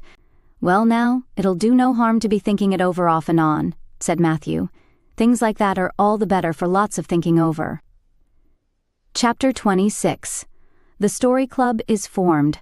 Junior Avonlea found it hard to settle down to humdrum existence again. To Anne in particular, things seemed fearfully flat, stale, and unprofitable after the goblet of excitement she had been sipping for weeks. Could she go back to the former quiet pleasures of those faraway days before the concert? At first, as she told Diana, she did not really think she could. "I'm positively certain, Diana, that life can never be quite the same again as it was in those olden days," she said mournfully. as if referring to a period of at least 50 years back. Perhaps after a while I'll get used to it, but I'm afraid concerts spoil people for everyday life. I suppose that is why Marilla disapproves of them. Marilla is such a sensible woman. It must be a great deal better to be sensible, but still, I don't believe I'd really want to be a sensible person, because they are so unromantic. Mrs. Lynde says there is no danger of my ever being one, but you can never tell. I feel just now that I may grow up to be sensible yet. But perhaps that is only because I'm tired. I simply couldn't sleep last night for ever so long. I just lay awake and imagined the concert over and over again. That's one splendid thing about such affairs. It's so lovely to look back to them. Eventually, however, Avonlea School slipped back into its old groove and took up its old interests. To be sure, the concert left traces. Ruby Gillis and Emma White, who had quarreled over a point of precedence in their platform seats, no longer sat at the same desk, and a promising friendship of 3 years was broken up. Josie Pye and Julia Bell did not speak for 3 months because Josie Pye had told Bessie Wright that Julia Bell's bow, when she got up to recite, made her think of a chicken jerking its head, and Bessie told Julia. None of the Sloanes would have any dealings with the Bells because the Bells had declared that the Sloanes had too much to do in the program, and the Sloanes had retorted that the Bells were not capable of doing the little they had to do properly. Finally, Charlie Sloane fought Moody Spurgeon McPherson because Moody Spurgeon had said that Anne Shirley put on airs about her recitations, and Moody Spurgeon was licked. Consequently, Moody Spurgeon's sister, Ella May, would not speak to Anne Shirley all the rest of the winter. With the exception of these trifling frictions, work in Miss Stacy's little kingdom went on with regularity and smoothness. The winter weeks slipped by. It was an unusually mild winter, with so little snow that Anne and Diana could go to school nearly every day by way of the birch path. On Anne's birthday they were tripping lightly down it, keeping eyes and ears alert amid all their chatter, for Miss Stacy had told them that they must soon write a composition on a winter's walk in the woods, and it behooved them to be observant. "Just think, Diana, I'm 13 years old today," remarked Anne in an awed voice. "I can scarcely realize that I'm in my teens. When I woke this morning, it seemed to me that everything must be different. You've been 13 for a month, so I suppose it doesn't seem such a novelty to you as it does to me. It makes life seem so much more interesting. In 2 more years, I'll be really grown up. It's a great comfort to think that I'll be able to use big words then, without being laughed at." "Ruby Gillis says she means to have a beau as soon as she's 15, said Diana. "Ruby Gillis thinks of nothing but beaux," said Anne disdainfully. "She's actually delighted when anyone writes her name up in a take notice for all she pretends to be so mad. But I'm afraid that is an uncharitable speech. Mrs. Allen says we should never make uncharitable speeches, but they do slip out so often before you think, don't they? I simply can't talk about Josie Pye without making an uncharitable speech, so I never mention her at all. You may have noticed that. I'm trying to be as much like Mrs. Allen as I possibly can, for I think she's perfect. Mr. Allen thinks so too. Mrs. Lynde says he just worships the ground she treads on, and she doesn't really think it right for a minister to set his affections so much on a mortal being. But then, Diana, even ministers are human and have their besetting sins just like everybody else. I had such an interesting talk with Mrs. Allen about besetting sins last Sunday afternoon. There are just a few things it's proper to talk about on Sundays, and that is one of them. My besetting sin is imagining too much and forgetting my duties. I'm striving very hard to overcome it, and now that I'm really 13, perhaps I'll get on better. In 4 more years we'll be able to put our hair up, said Diana. Alice Bell is only 16 and she is wearing hers up, but I think that's ridiculous. I shall wait until I'm 17. If I had Alice Bell's crooked nose, said Anne decidedly, I wouldn't, but there. I won't say what I was going to because it was extremely uncharitable. Besides, I was comparing it with my own nose, and that's vanity. I'm afraid I think too much about my nose, ever since I heard that compliment about it long ago. It really is a great comfort to me. Oh, Diana, look, there's a rabbit. That's something to remember for our woods composition. I really think the woods are just as lovely in winter as in summer. They're so white and still, as if they were asleep and dreaming pretty dreams. I won't mind writing that composition when its time comes, sighed Diana. I can manage to write about the woods, but the one we're to hand in Monday is terrible. The idea of Miss Stacy telling us to write a story out of our own heads. "Why, it's as easy as wink," said Anne. "It's easy for you because you have an imagination," retorted Diana. "But what would you do if you had been born without one? I suppose you have your composition all done?" Anne nodded, trying hard not to look virtuously complacent and failing miserably. "I wrote it last Monday evening. It's called The Jealous Rival, or In Death Not Divided. I read it to Marilla and she said it was stuff and nonsense. Then I read it to Matthew and he said it was fine. That is the kind of critic I like. It's a sad, sweet story. I just cried like a child while I was writing it. It's about two beautiful maidens called Cordelia Montmorency and Geraldine Seymour, who lived in the same village and were devotedly attached to each other. Cordelia was a regal brunette with a coronet of midnight hair and duskly flashing eyes. Geraldine was a queenly blonde with hair like spun gold and velvety purple eyes. "I never saw anybody with purple eyes," said Diana dubiously. "Neither did I. I just imagined them. I wanted something out of the common. Geraldine had an alabaster brow too. I found out what an alabaster brow is. That is one of the advantages of being 13. You know so much more than you did when you were only 12. Well, what became of Cordelia and Geraldine?"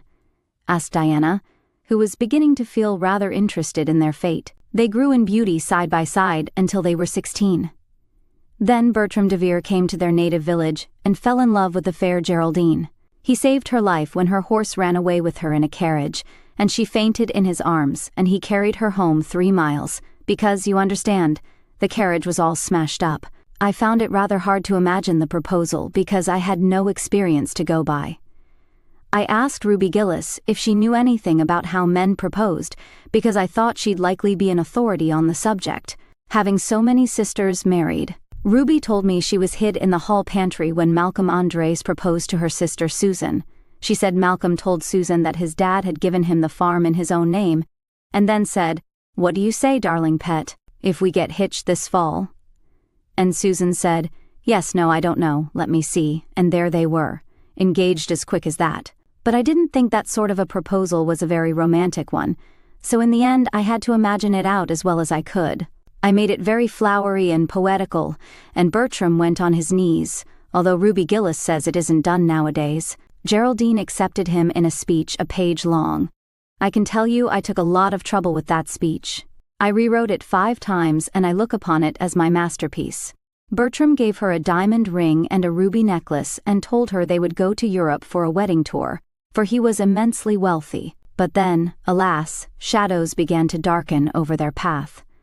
Cordelia was secretly in love with Bertram herself, and when Geraldine told her about the engagement, she was simply furious. Especially when she saw the necklace and the diamond ring. All her affection for Geraldine turned to bitter hate, and she vowed that she should never marry Bertram. But she pretended to be Geraldine's friend the same as ever. One evening they were standing on the bridge over a rushing turbulent stream, and Cordelia, thinking they were alone, pushed Geraldine over the brink with a wild, mocking "ha ha, ha." But Bertram saw it all, and he at once plunged into the current, exclaiming, "I will save thee, my peerless Geraldine." But alas, he had forgotten he couldn't swim, and they were both drowned, clasped in each other's arms. Their bodies were washed ashore soon afterwards. They were buried in the one grave, and their funeral was most imposing, Diana. It's so much more romantic to end a story up with a funeral than a wedding. As for Cordelia, she went insane with remorse and was shut up in a lunatic asylum.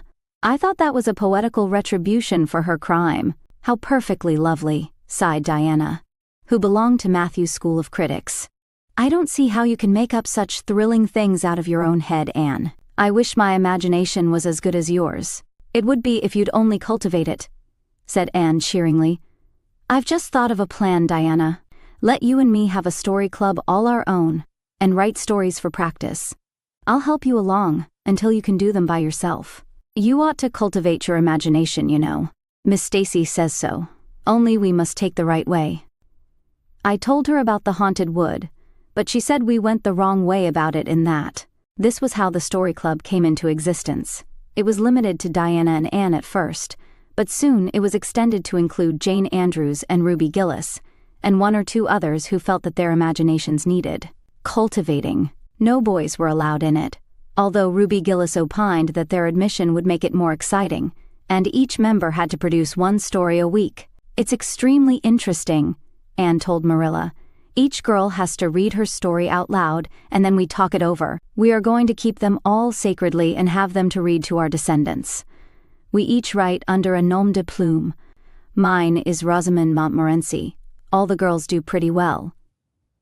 Ruby Gillis is rather sentimental. She puts too much lovemaking into her stories, and you know too much is worse than too little. Jane never puts any, because she says it makes her feel so silly when she had to read it out loud. Jane's stories are extremely sensible. Then Diana puts too many murders into hers. She says most of the time she doesn't know what to do with the people, so she kills them off to get rid of them. I mostly always have to tell them what to write about, but that isn't hard, for I've millions of ideas. I think this story writing business is the foolishest yet, scoffed Marilla. You'll get a pack of nonsense into your heads and waste time that should be put on your lessons. Reading stories is bad enough, but writing them is worse. But we're so careful to put a moral into them all, Marilla, explained Anne. I insist upon that. All the good people are rewarded and all the bad ones are suitably punished. I'm sure that must have a wholesome effect. The moral is the great thing. Mr. Allen says so. I read one of my stories to him and Mrs. Allen, and they both agreed that the moral was excellent. Only they laughed in the wrong places. I like it better when people cry. Jane and Ruby almost always cry when I come to the pathetic parts. Diana wrote her Aunt Josephine about our club, and her Aunt Josephine wrote back that we were to send her some of our stories. So we copied out 4 of our very best and sent them. Miss Josephine Barry wrote back that she had never read anything so amusing in her life. That kind of puzzled us because the stories were all very pathetic and almost everybody died. But I'm glad Miss Barry liked them. It shows our club is doing some good in the world. Mrs. Allen says that ought to be our object in everything. I do really try to make it my object, but I forget so often when I'm having fun. I hope I shall be a little like Mrs. Allen when I grow up. Do you think there is any prospect of it, Marilla? I shouldn't say there was a great deal, was Marilla's encouraging answer. I'm sure Mrs. Allen was never such a silly, forgetful little girl as you are. No, but she wasn't always so good as she is now either, said Anne seriously. She told me so herself. That is, she said she was a dreadful mischief when she was a girl and was always getting into scrapes. I felt so encouraged when I heard that. Is it very wicked of me, Marilla, to feel encouraged when I hear that other people have been bad and mischievous? Mrs. Lynde says it is. Mrs. Lynde says she always feels shocked when she hears of anyone ever having been naughty, no matter how small they were. Mrs. Lynde says she once heard a minister confess that when he was a boy, he stole a strawberry tart out of his aunt's pantry, and she never had any respect for that minister again. Now, I wouldn't have felt that way. I'd have thought that it was real noble of him to confess it, and I'd have thought what an encouraging thing it would be for small boys nowadays who do naughty things and are sorry for them, to know that perhaps they may grow up to be ministers in spite of it. That's how I'd feel, Marilla. The way I feel at present, Anne, said Marilla, is that it's high time you had those dishes washed. You've taken half an hour longer than you should with all your chattering. Learn to work first and talk afterwards. Chapter Tixient, Vanity and Vexation of Spirit. Marilla, walking home one late April evening from an aid meeting, realized that the winter was over and gone with the thrill of delight that spring never fails to bring to the oldest and saddest, as well as to the youngest and merriest. Marilla was not given to subjective analysis of her thoughts and feelings. She probably imagined that she was thinking about the aides and their missionary box and the new carpet for the vestry room, but under these reflections was a harmonious consciousness of red fields smoking into pale purply mists in the declining sun, of long sharp-pointed fir shadows falling over the meadow beyond the brook, of still, crimson-budded maples around a mirror-like wood pool, of awakening in the world, and a stir of hidden pulses under the gray sod. The spring was abroad in the land, and Marilla's sober middle-aged step was lighter and swifter because of its deep, primal gladness.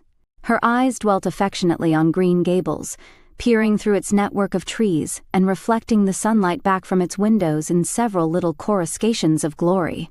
Marilla, as she picked her steps along the damp lane, thought that it was really a satisfaction to know that she was going home to a briskly snapping wood fire and a table nicely spread for tea, instead of to the cold comfort of old aid meeting evenings before Anne had come to Green Gables. Consequently, when Marilla entered her kitchen and found the fire black out, with no sign of Anne anywhere, She felt justly disappointed and irritated. She had told Anne to be sure and have tea ready at 5 o'clock, but now she must hurry to take off her second-best dress and prepare the meal herself against Matthew's return from plowing. "I'll settle Miss Anne when she comes home," said Marilla grimly, as she shaved up kindlings with a carving knife and with more vim than was strictly necessary. Matthew had come in and was waiting patiently for his tea in his corner. "She's gadding off somewhere with Diana, writing stories or practicing dialogues or some such tomfoolery, and never thinking once about the time or her duties. She's just got to be pulled up short and sudden on this sort of thing. I don't care if Mrs. Allen does say she's the brightest and sweetest child she ever knew. She may be bright and sweet enough, but her head is full of nonsense, and there's never any knowing what shape it'll break out in next. Just as soon as she grows out of one freak, she takes up with another. But there, here I am saying the very thing I was so riled with Rachel Lynde for saying at the Aid today." I was real glad when Mrs. Allen spoke up for Anne, for if she hadn't, I know I'd have said something too sharp to Rachel before everybody. Anne's got plenty of faults, goodness knows, and far be it from me to deny it. But I'm bringing her up and not Rachel Lynde, who'd pick faults in the angel Gabriel himself if he lived in Avonlea. Just the same, Anne has no business to leave the house like this when I told her she was to stay home this afternoon and look after things. I must say, with all her faults, I never found her disobedient or untrustworthy before, and I'm real sorry to find her so now. "Well now, I dunno," said Matthew, who, being patient and wise and, above all, hungry, had deemed it best to let Marilla talk her wrath out unhindered, having learned by experience that she got through with whatever work was on hand much quicker, if not delayed by untimely argument. "Perhaps you're judging her too hasty, Marilla. Don't call her untrustworthy until you're sure she has disobeyed you. Mebbe it can all be explained. Anne's a great hand at explaining. She's not here when I told her to stay," retorted Marilla. "I reckon she'll find it hard to explain that to my satisfaction. Of course I knew you'd take her part, Matthew, but I'm bringing her up, not you." It was dark when supper was ready, and still no sign of Anne, coming hurriedly over the log bridge or up Lover's Lane, breathless and repentant with a sense of neglected duties. Marilla washed and put away the dishes grimly. Then, wanting a candle to light her way down the cellar, she went up to the east gable for the one that generally stood on Anne's table. Lighting it, she turned around to see Anne herself lying on the bed, face downward among the pillows. "Mercy on us," said astonished Marilla. "Have you been asleep, Anne?" "No," was the muffled reply. "Are you sick, then?" demanded Marilla anxiously, going over to the bed. Anne cowered deeper into her pillows as if desirous of hiding herself forever from mortal eyes. "No, but please, Marilla, go away and don't look at me. I'm in the depths of despair, and I don't care who gets head in class or writes the best composition or sings in the Sunday school choir anymore. Little things like that are of no importance now, because I don't suppose I'll ever be able to go anywhere again. My career is closed. Please, Marilla, go away and don't look at me." "Did anyone ever hear the like?" the mystified Marilla wanted to know. "Anne Shirley, whatever is the matter with you? What have you done? Get right up this minute and tell me. This minute, I say." "There now, what is it?" Anne had slid to the floor in despairing obedience. "Look at my hair, Marilla," she whispered. Accordingly, Marilla lifted her candle and looked scrutinizingly at Anne's hair, flowing in heavy masses down her back. It certainly had a very strange appearance. "Anne Shirley, what have you done to your hair?" "Why, it's green. Green, it might be called, if it were any earthly color. A queer, dull, bronzy green, with streaks here and there of the original red to heighten the ghastly effect." Never in all her life had Marilla seen anything so grotesque as Anne's hair at that moment. "Yes, it's green," moaned Anne. "I thought nothing could be as bad as red hair. But now I know it's 10 times worse to have green hair. Oh, Marilla, you little know how utterly wretched I am." "I little know how you got into this fix, but I mean to find out," said Marilla. "Come right down to the kitchen, it's too cold up here, and tell me just what you've done. I've been expecting something queer for some time. You haven't got into any scrape for over 2 months, and I was sure another one was due. Now then, what did you do to your hair?" "I dyed it." Dyed your hair. Anne Shirley, didn't you know it was a wicked thing to do?" "Yes, I knew it was a little wicked," admitted Anne. But I thought it was worthwhile to be a little wicked to get rid of red hair. I counted the costs, Marilla. Besides, I meant to be extra good in other ways to make up for it. Well, said Marilla sarcastically, if I'd decided it was worthwhile to dye my hair, I'd have dyed it a decent color at least. I wouldn't have dyed it green. But I didn't mean to dye it green, Marilla, protested Anne dejectedly. If I was wicked, I meant to be wicked to some purpose. He said it would turn my hair a beautiful raven black. He positively assured me that it would. How could I doubt his word, Marilla? I know what it feels like to have your word doubted. And Mrs. Allen says we should never suspect anyone of not telling us the truth unless we have proof that they're not. I have proof now. Green hair is proof enough for anybody. But I hadn't then, and I believed every word he said implicitly. Who said? Who are you talking about? The peddler that was here this afternoon. I bought the dye from him. Anne Shirley, how often have I told you never to let one of those Italians in the house? I don't believe in encouraging them to come around at all. Oh, I didn't let him in the house. I remembered what you told me. And I went out, carefully shut the door, and looked at his things on the step. Besides, he wasn't an Italian, he was a German Jew. He had a big box full of very interesting things, and he told me he was working hard to make enough money to bring his wife and children out from Germany. He spoke so feelingly about them that it touched my heart. I wanted to buy something from him to help him in such a worthy object. Then all at once I saw the bottle of hair dye. The peddler said it was warranted to dye any hair a beautiful raven black and wouldn't wash off. In a trice I saw myself with beautiful raven black hair, and the temptation was irresistible. But the price of the bottle was 75 cents, and I had only 50 cents left out of my chicken money. I think the peddler had a very kind heart, for he said that, seeing it was me, he'd sell it for 50 cents, and that was just giving it away. So I bought it, and as soon as he had gone, I came up here and applied it with an old hairbrush as the directions said. I used up the whole bottle, and oh, Marilla, when I saw the dreadful color it turned my hair, I repented of being wicked. I can tell you. And I've been repenting ever since. Well, I hope you'll repent to good purpose, said Marilla severely, and that you've got your eyes open to where your vanity has led you, Anne.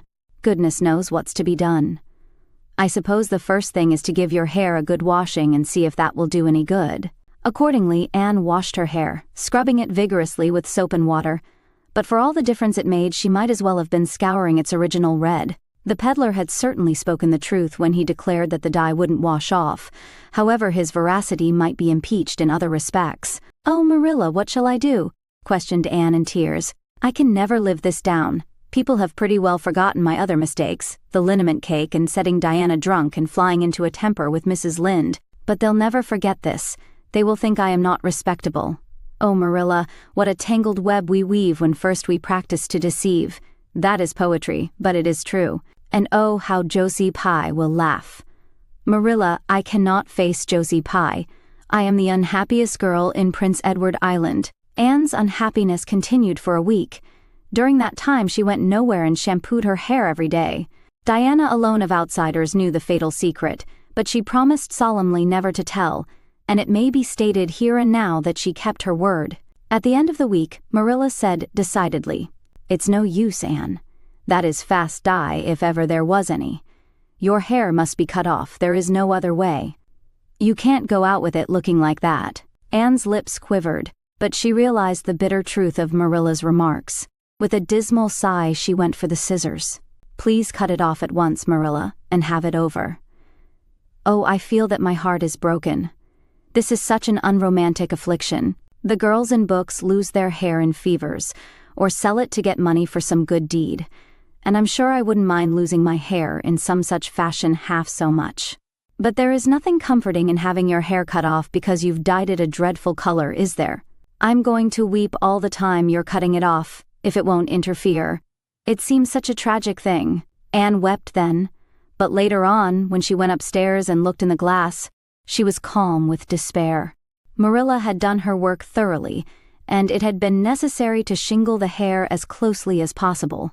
The result was not becoming, to state the case as mildly as may be. Anne promptly turned her glass to the wall. "I'll never, never look at myself again until my hair grows," she exclaimed passionately. Then she suddenly righted the glass. "Yes, I will too. I'd do penance for being wicked that way. I'll look at myself every time I come to my room and see how ugly I am, and I won't try to imagine it away either.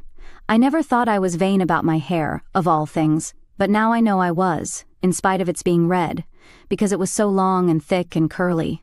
I expect something will happen to my nose next.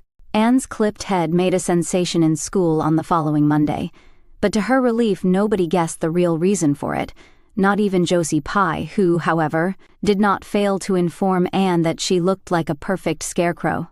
"I didn't say anything when Josie said that to me," Anne confided that evening to Marilla, who was lying on the sofa after one of her headaches, "because I thought it was part of my punishment, and I ought to bear it patiently. It's hard to be told you look like a scarecrow, and I wanted to say something back. But I didn't. I just swept her one scornful look, and then I forgave her. It makes you feel very virtuous when you forgive people, doesn't it? I mean to devote all my energies to being good after this, and I shall never try to be beautiful again. Of course it's better to be good. I know it is, but it's sometimes so hard to believe a thing even when you know it. I do really want to be good, Marilla, like you and Mrs. Allen and Miss Stacy, and grow up to be a credit to you. Diana says when my hair begins to grow to tie a black velvet ribbon around my head with a bow at one side. She says she thinks it will be very becoming. I will call it a snood. That sounds so romantic. But am I talking too much, Marilla? Does it hurt your head? My head is better now. It was terrible bad this afternoon, though. These headaches of mine are getting worse and worse. I'll have to see a doctor about them. As for your chatter, I don't know that I mind it. I've got so used to it," which was Marilla's way of saying that she liked to hear it. Chapter 28. An unfortunate lily maid. "Of course you must be Elaine, Anne," said Diana. "I could never have the courage to float down there." "Nor I," said Ruby Gillis with a shiver. "I don't mind floating down when there's 2 or 3 of us in the flat and we can sit up. It's fun then. But to lie down and pretend I was dead, I just couldn't. I'd die really of fright." "Of course it would be romantic," conceded Jane Andrews. "But I know I couldn't keep still. I'd be popping up every minute or so to see where I was, and if I wasn't drifting too far out.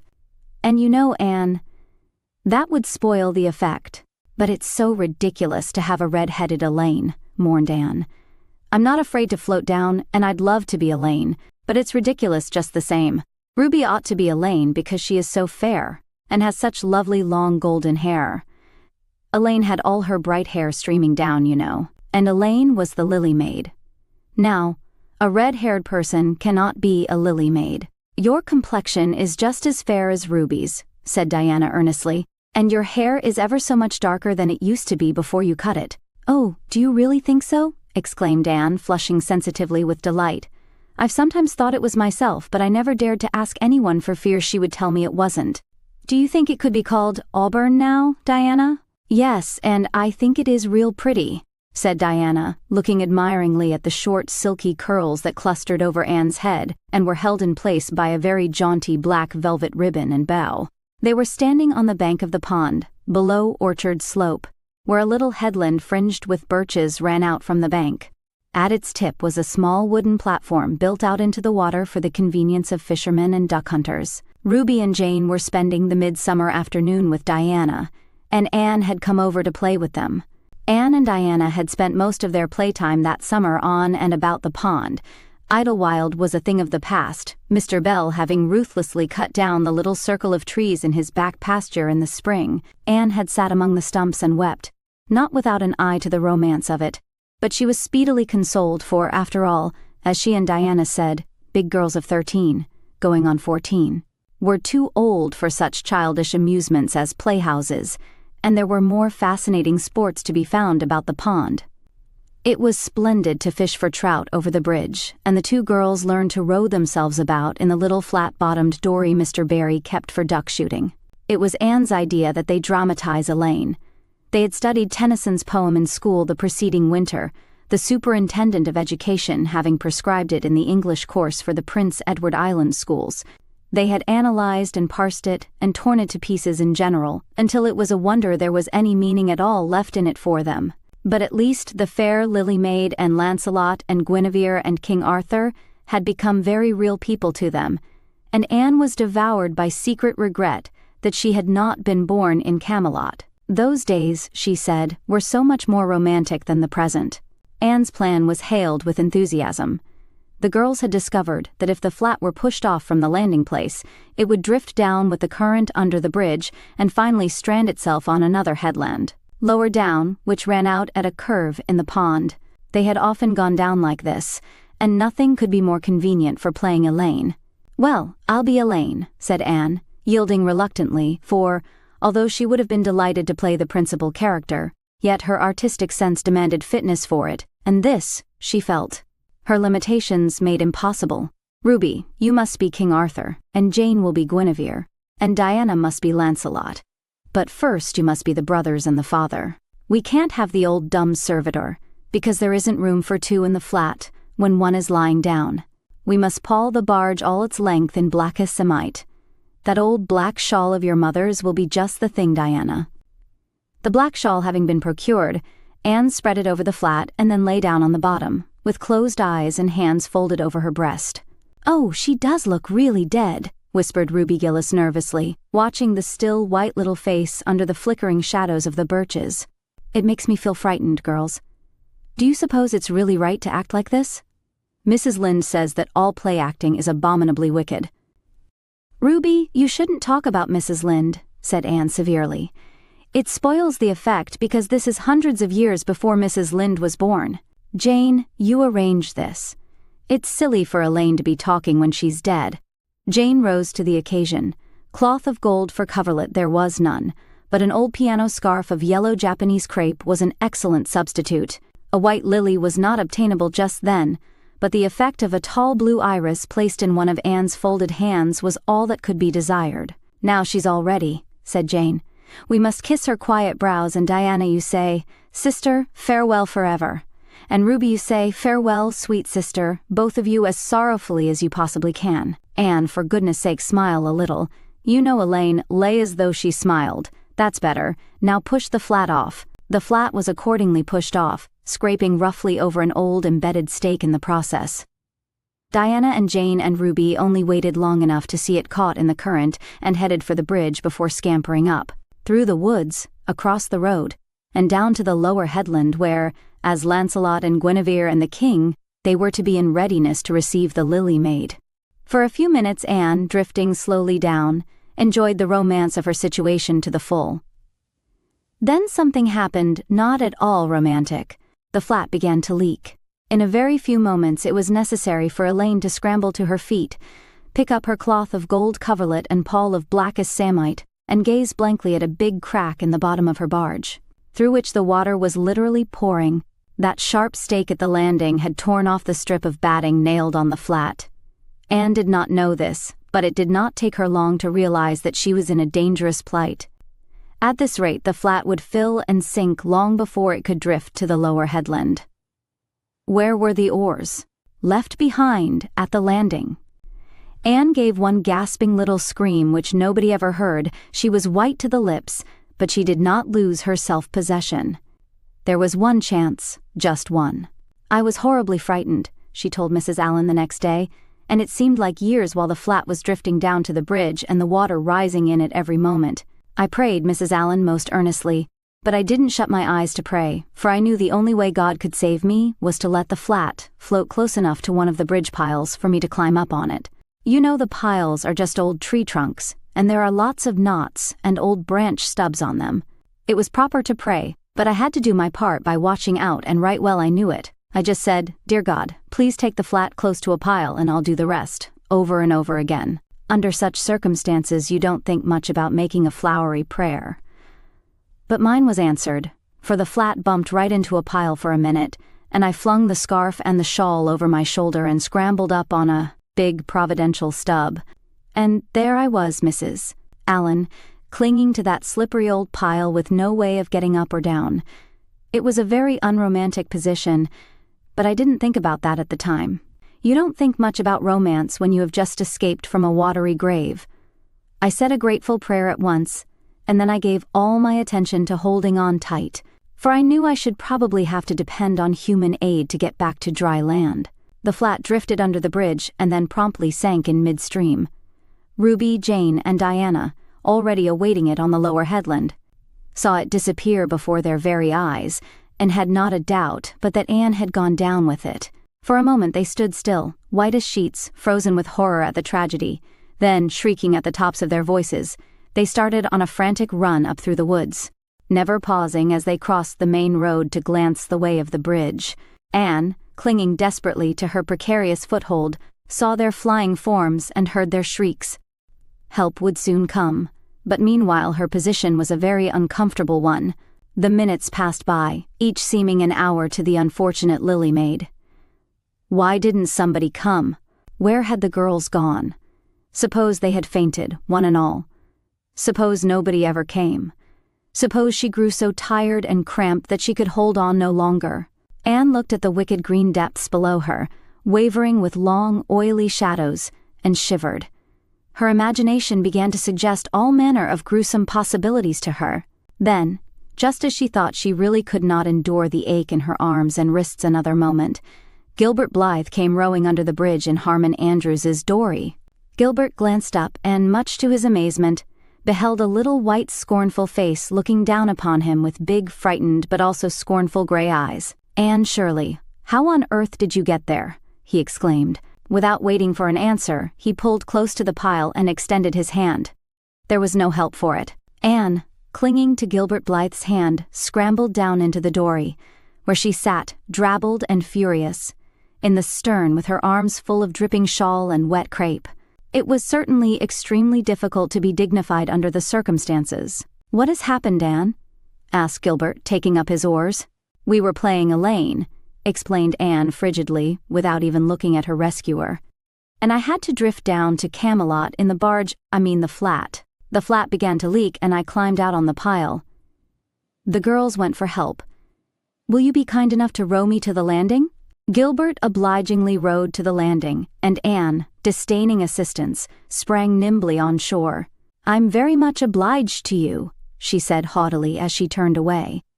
But Gilbert had also sprung from the boat, and now laid a detaining hand on her arm. "Anne," he said hurriedly, "look here, can't we be good friends? I'm awfully sorry I made fun of your hair that time. I didn't mean to vex you, and I only meant it for a joke. Besides, it's so long ago. I think your hair is awfully pretty now, honest I do. Let's be friends." For a moment Anne hesitated. She had an odd, newly awakened consciousness under all her outraged dignity that the half-shy, half-eager expression in Gilbert's hazel eyes was something that was very good to see. Her heart gave a quick, queer little beat. But the bitterness of her old grievance promptly stiffened up her wavering determination. That scene of 2 years before flashed back into her recollection as vividly as if it had taken place yesterday. Gilbert had called her carrots, and had brought about her disgrace before the whole school. Her resentment, which to other and older people might be as laughable as its cause, was in no whit allayed and softened by time seemingly. She hated Gilbert Blythe. She would never forgive him. "No," she said coldly. "I shall never be friends with you, Gilbert Blythe, and I don't want to be." "All right." Gilbert sprang into his skiff with an angry color in his cheeks. "I'll never ask you to be friends again, Anne Shirley, and I don't care either." He pulled away with swift, defiant strokes, and Anne went up the steep, ferny little path under the maples. She held her head very high, but she was conscious of an odd feeling of regret. She almost wished she had answered Gilbert differently.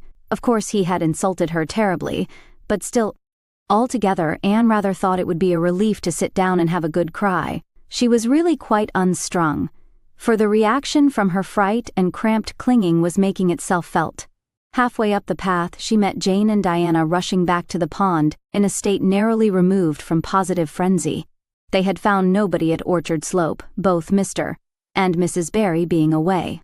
Here Ruby Gillis had succumbed to hysterics, and was left to recover from them as best she might, while Jane and Diana flew through the haunted wood and across the brook to Green Gables. There they had found nobody either, for Marilla had gone to Carmody, and Matthew was making hay in the back field.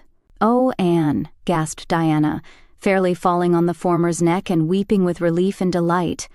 "Oh, Anne, we thought you were drowned, and we felt like murderers because we had made you be Elaine, and Ruby is in hysterics." "Oh, Anne, how did you escape?" "I climbed up on one of the piles," explained Anne wearily, And Gilbert Blythe came along in Mr. Andrews's dory and brought me to land." "Oh, Anne, how splendid of him! Why, it's so romantic," said Jane, finding breath enough for utterance at last. "Of course you'll speak to him after this." "Of course I won't," flashed Anne, with a momentary return of her old spirit. "And I don't want ever to hear the word romantic again, Jane Andrews. I'm awfully sorry you were so frightened, girls. It is all my fault. I feel sure I was born under an unlucky star. Everything I do gets me or my dearest friends into a scrape.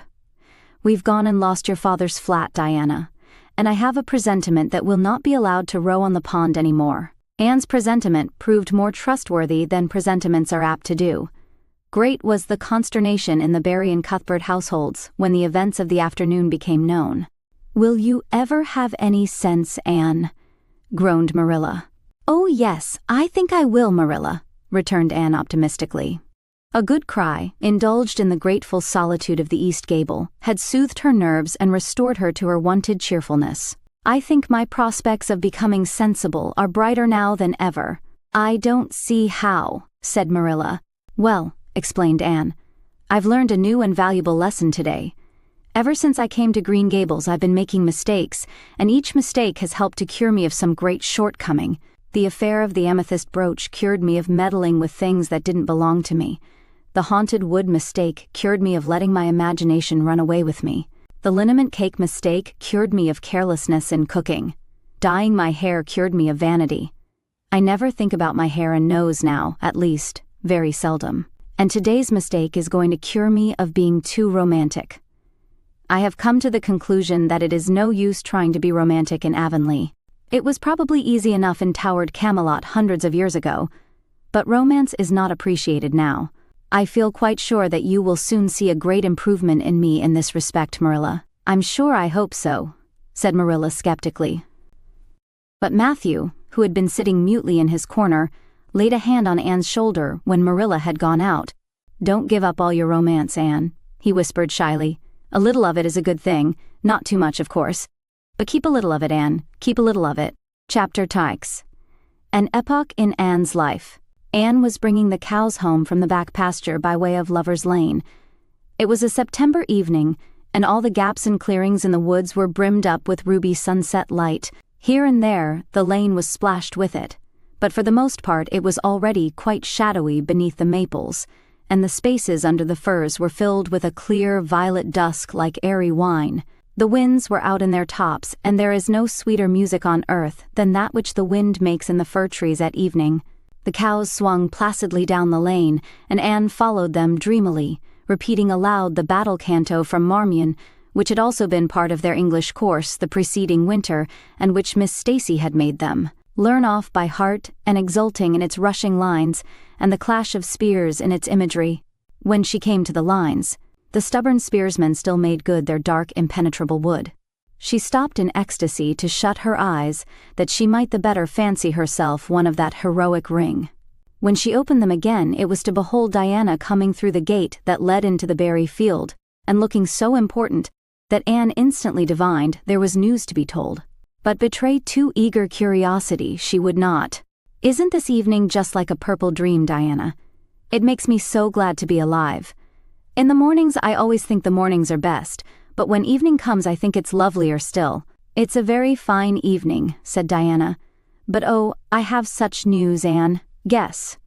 "You can have 3 guesses. Charlotte Gillis is going to be married in the church after all, and Mrs. Allen wants us to decorate it," cried Anne. "No. Charlotte's beau won't agree to that, because nobody ever has been married in the church yet, and he thinks it would seem too much like a funeral. It's too mean, because it would be such fun." "Guess again."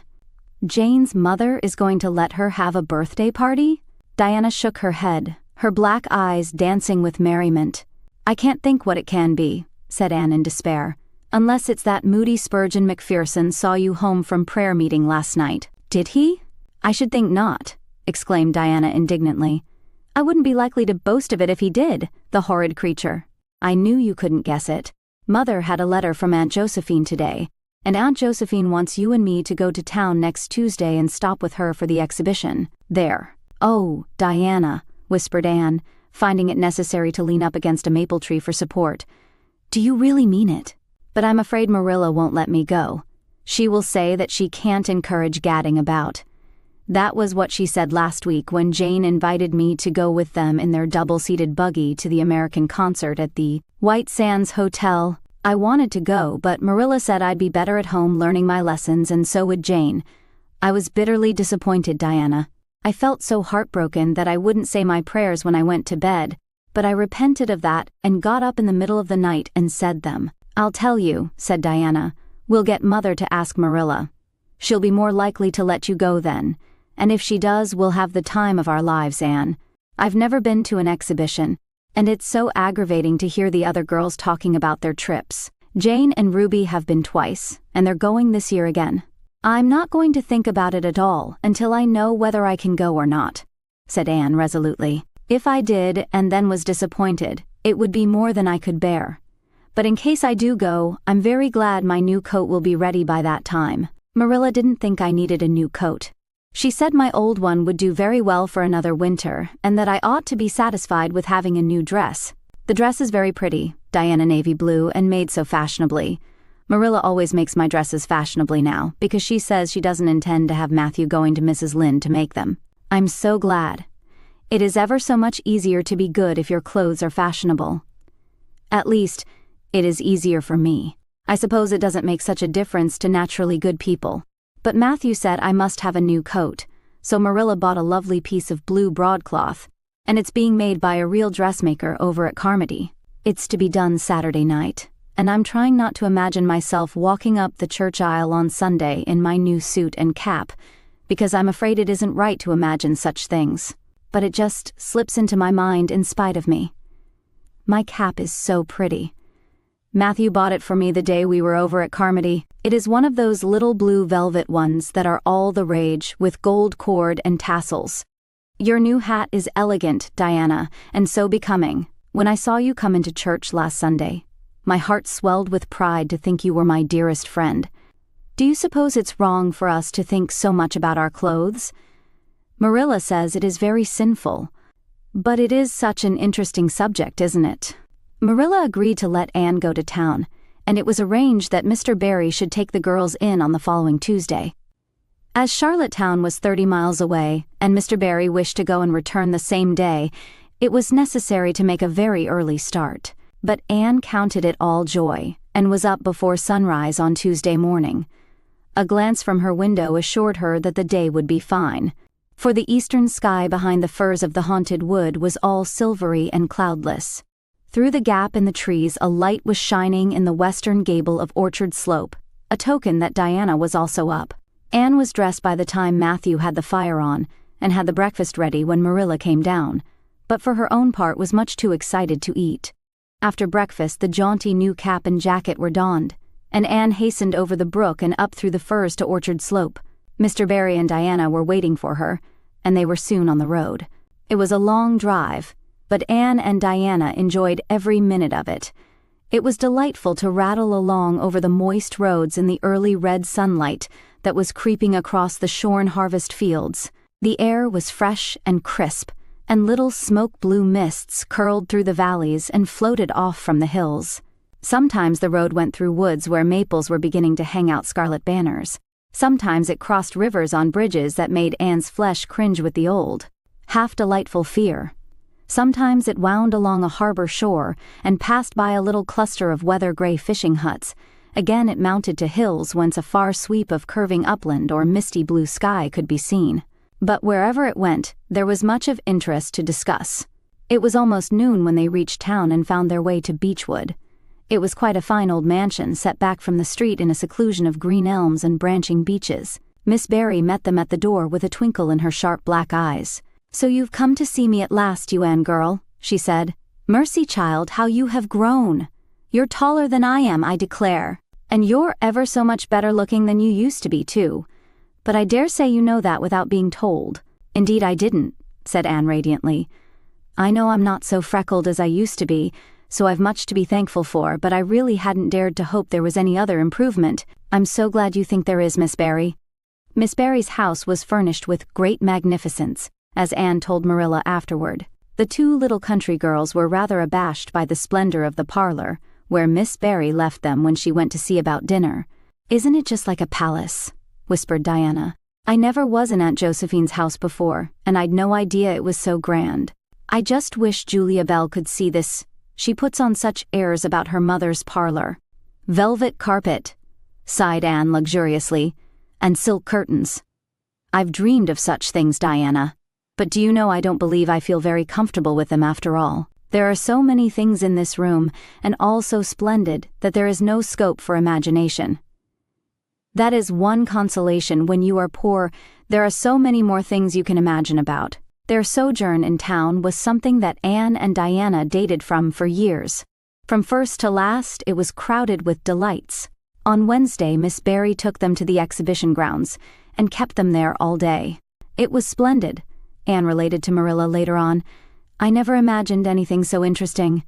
I don't really know which department was the most interesting. I think I liked the horses and the flowers and the fancy work best.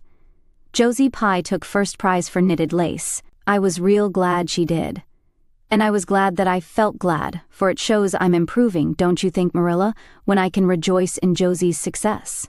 Mr. Harmon Andrews took second prize for Gravenstein apples, and Mr. Bell took first prize for a pig." Diana said she thought it was ridiculous for a Sunday school superintendent to take a prize in pigs, but I don't see why. Do you? She said she would always think of it after this when he was praying so solemnly. Clara Louise McPherson took a prize for painting, and Mrs. Lynde got first prize for homemade butter and cheese. So Avonlea was pretty well represented, wasn't it? Mrs. Lynde was there that day, and I never knew how much I really liked her until I saw her familiar face among all those strangers. There were thousands of people there, Marilla. It made me feel dreadfully insignificant. And Miss Barry took us up to the grandstand to see the horse races. Mrs. Lynde wouldn't go. She said horse racing was an abomination, and, she being a church member, thought it her bounden duty to set a good example by staying away. But there were so many there, I don't believe Mrs. Lynde's absence would ever be noticed. I don't think, though, that I ought to go very often to horse races because they are awfully fascinating. Diana got so excited that she offered to bet me 10 cents that the red horse would win. I didn't believe he would, but I refused to bet because I wanted to tell Mrs. Allen all about everything. And I felt sure it wouldn't do to tell her that. It's always wrong to do anything you can't tell the minister's wife. It's as good as an extra conscience to have a minister's wife for your friend. And I was very glad I didn't bet, because the red horse did win, and I would have lost 10 cents. So you see that virtue was its own reward. We saw a man go up in a balloon. I'd love to go up in a balloon, Marilla. It would be simply thrilling. And we saw a man selling fortunes. You paid him 10 cents and a little bird picked out your fortune for you. Miss Barry gave Diana and me 10 cents each to have our fortunes told. Mine was that I would marry a dark-complected man who was very wealthy, and I would go across water to live. I looked carefully at all the dark men I saw after that, but I didn't care much for any of them, and anyhow I suppose it's too early to be looking out for him yet. Oh, it was a never-to-be-forgotten day, Marilla. I was so tired I couldn't sleep at night. Miss Barry put us in the spare room, according to promise. It was an elegant room, Marilla, but somehow sleeping in a spare room isn't what I used to think it was. That's the worst of growing up, and I'm beginning to realize it. The things you wanted so much when you were a child don't seem half so wonderful to you when you get them. Thursday the girls had a drive in the park, and in the evening Miss Barry took them to a concert in the Academy of Music, where a noted prima donna was to sing. To Anne, the evening was a glittering vision of delight. Oh, Marilla, it was beyond description. I was so excited I couldn't even talk, so you may know what it was like. I just sat in enraptured silence. Madame Selitsky was perfectly beautiful, and wore white satin and diamonds, but when she began to sing, I never thought about anything else. Oh, I can't tell you how I felt, but it seemed to me that it could never be hard to be good anymore. I felt like I do when I look up to the stars. Tears came into my eyes, but oh, they were such happy tears. I was so sorry when it was all over, and I told Miss Barry I didn't see how I was ever to return to common life again. She said she thought if we went over to the restaurant across the street and had an ice cream it might help me. That sounded so prosaic, but to my surprise I found it true. The ice cream was delicious, Marilla, and it was so lovely and dissipated to be sitting there eating it at 11 o'clock at night. Diana said she believed she was born for city life. Miss Barry asked me what my opinion was, but I said I would have to think it over very seriously before I could tell her what I really thought. So I thought it over after I went to bed. That is the best time to think things out. And I came to the conclusion, Marilla, that I wasn't born for city life, and that I was glad of it. It's nice to be eating ice cream at brilliant restaurants at 11 o'clock at night once in a while, but as a regular thing I'd rather be in the East Gable at 11, sound asleep, but kind of knowing even in my sleep that the stars were shining outside and that the wind was blowing in the firs across the brook. I told Miss Barry so at breakfast the next morning, and she laughed. Miss Barry generally laughed at anything I said, even when I said the most solemn things. I don't think I liked it, Marilla, because I wasn't trying to be funny. But she is a most hospitable lady and treated us royally. Friday brought going home time, and Mr. Barry drove in for the girls. "Well, I hope you've enjoyed yourselves," said Miss Barry, as she bade them goodbye. "Indeed we have," said Diana. "And you, Anne girl." "I've enjoyed every minute of the time," said Anne, throwing her arms impulsively about the old woman's neck and kissing her wrinkled cheek. Diana would never have dared to do such a thing, and felt rather aghast at Anne's freedom. But Miss Barry was pleased, and she stood on her veranda and watched the buggy out of sight. Then she went back into her big house with a sigh. It seemed very lonely, lacking those fresh young lives. Miss Barry was a rather selfish old lady, if the truth must be told, and had never cared much for anybody but herself. She valued people only as they were of service to her or amused her. Anne had amused her, and consequently stood high in the old lady's good graces, but Miss Barry found herself thinking less about Anne's quaint speeches than of her fresh enthusiasms, her transparent emotions, her little winning ways, and the sweetness of her eyes and lips.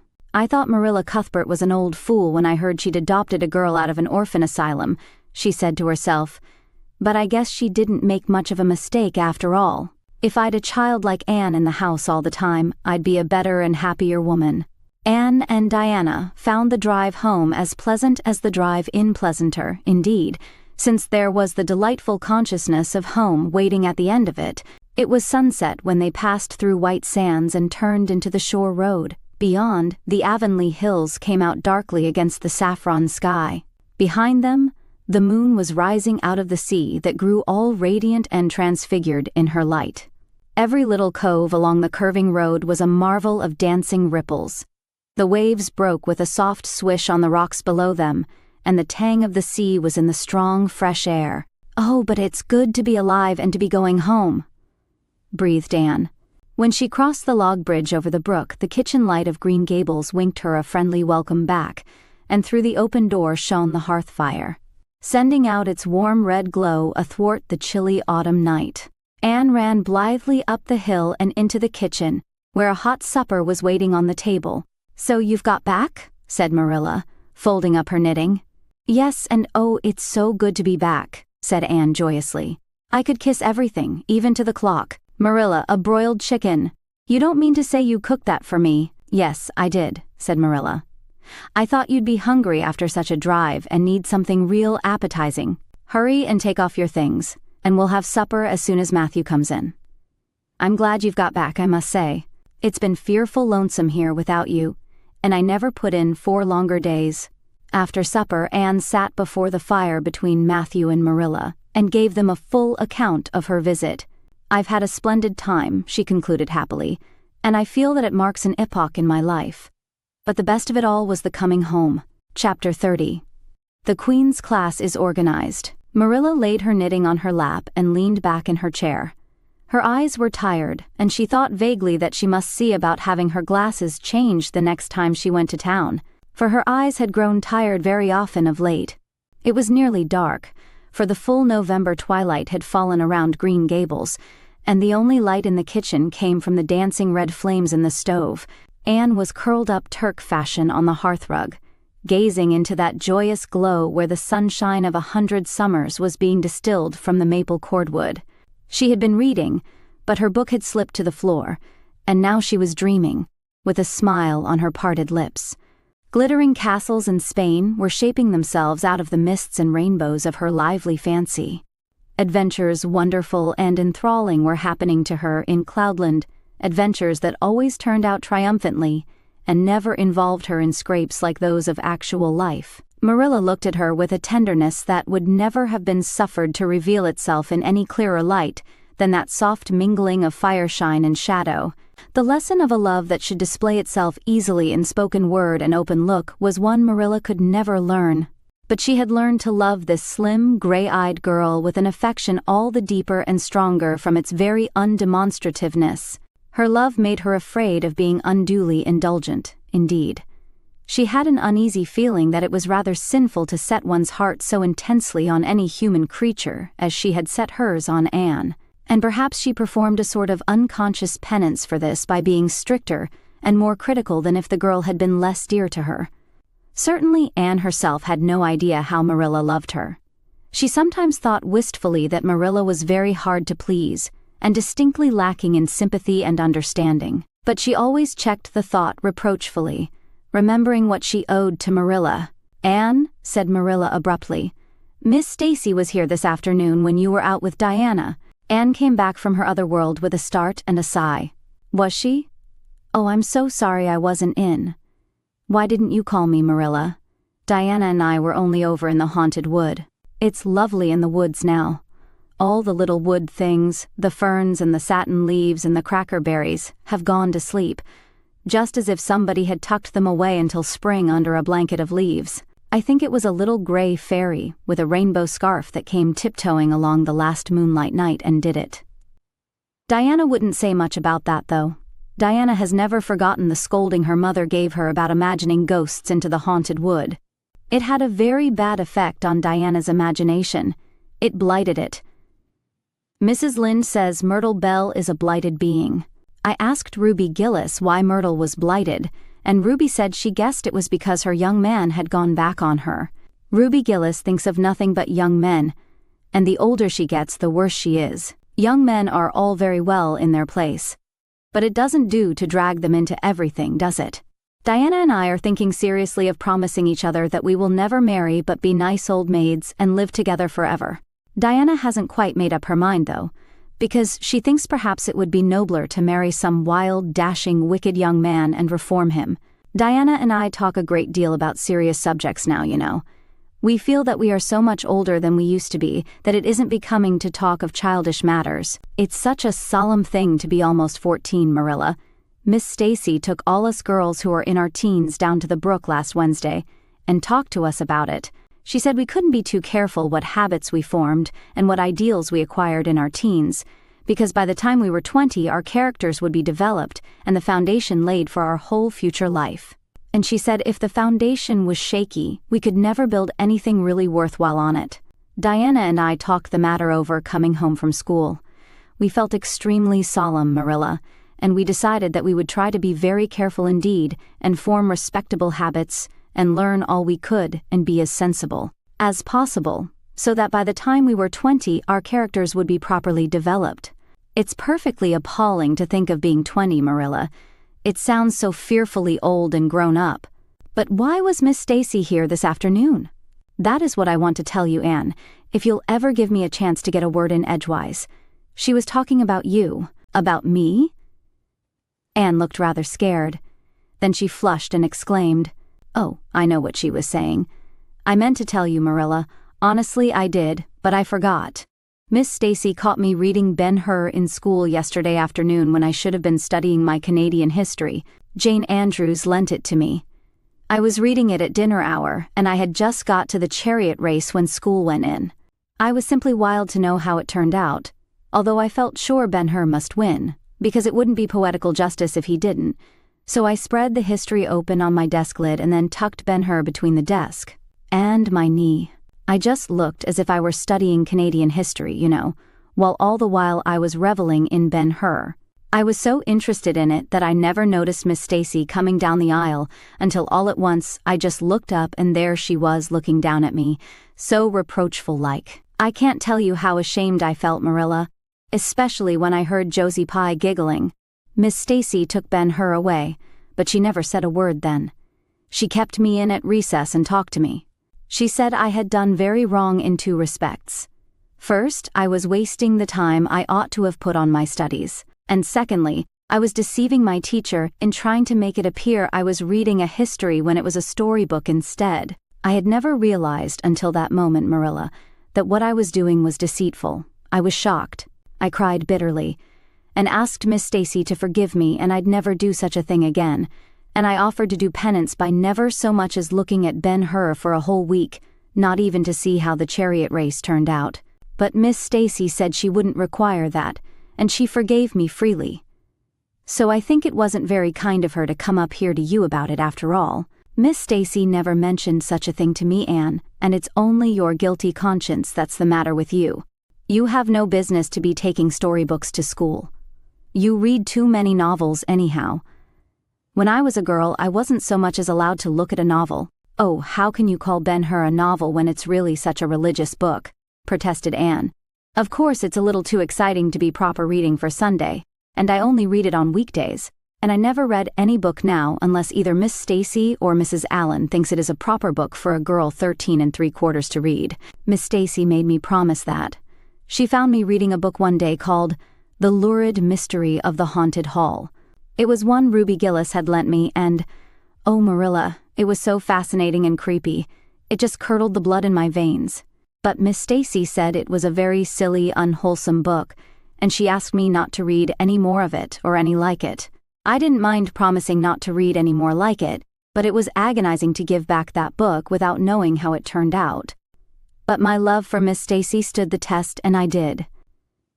It's really wonderful, Marilla, what you can do when you're truly anxious to please a certain person. Well, I guess I'll light the lamp and get to work, said Marilla. I see plainly that you don't want to hear what Miss Stacy had to say. You're more interested in the sound of your own tongue than in anything else.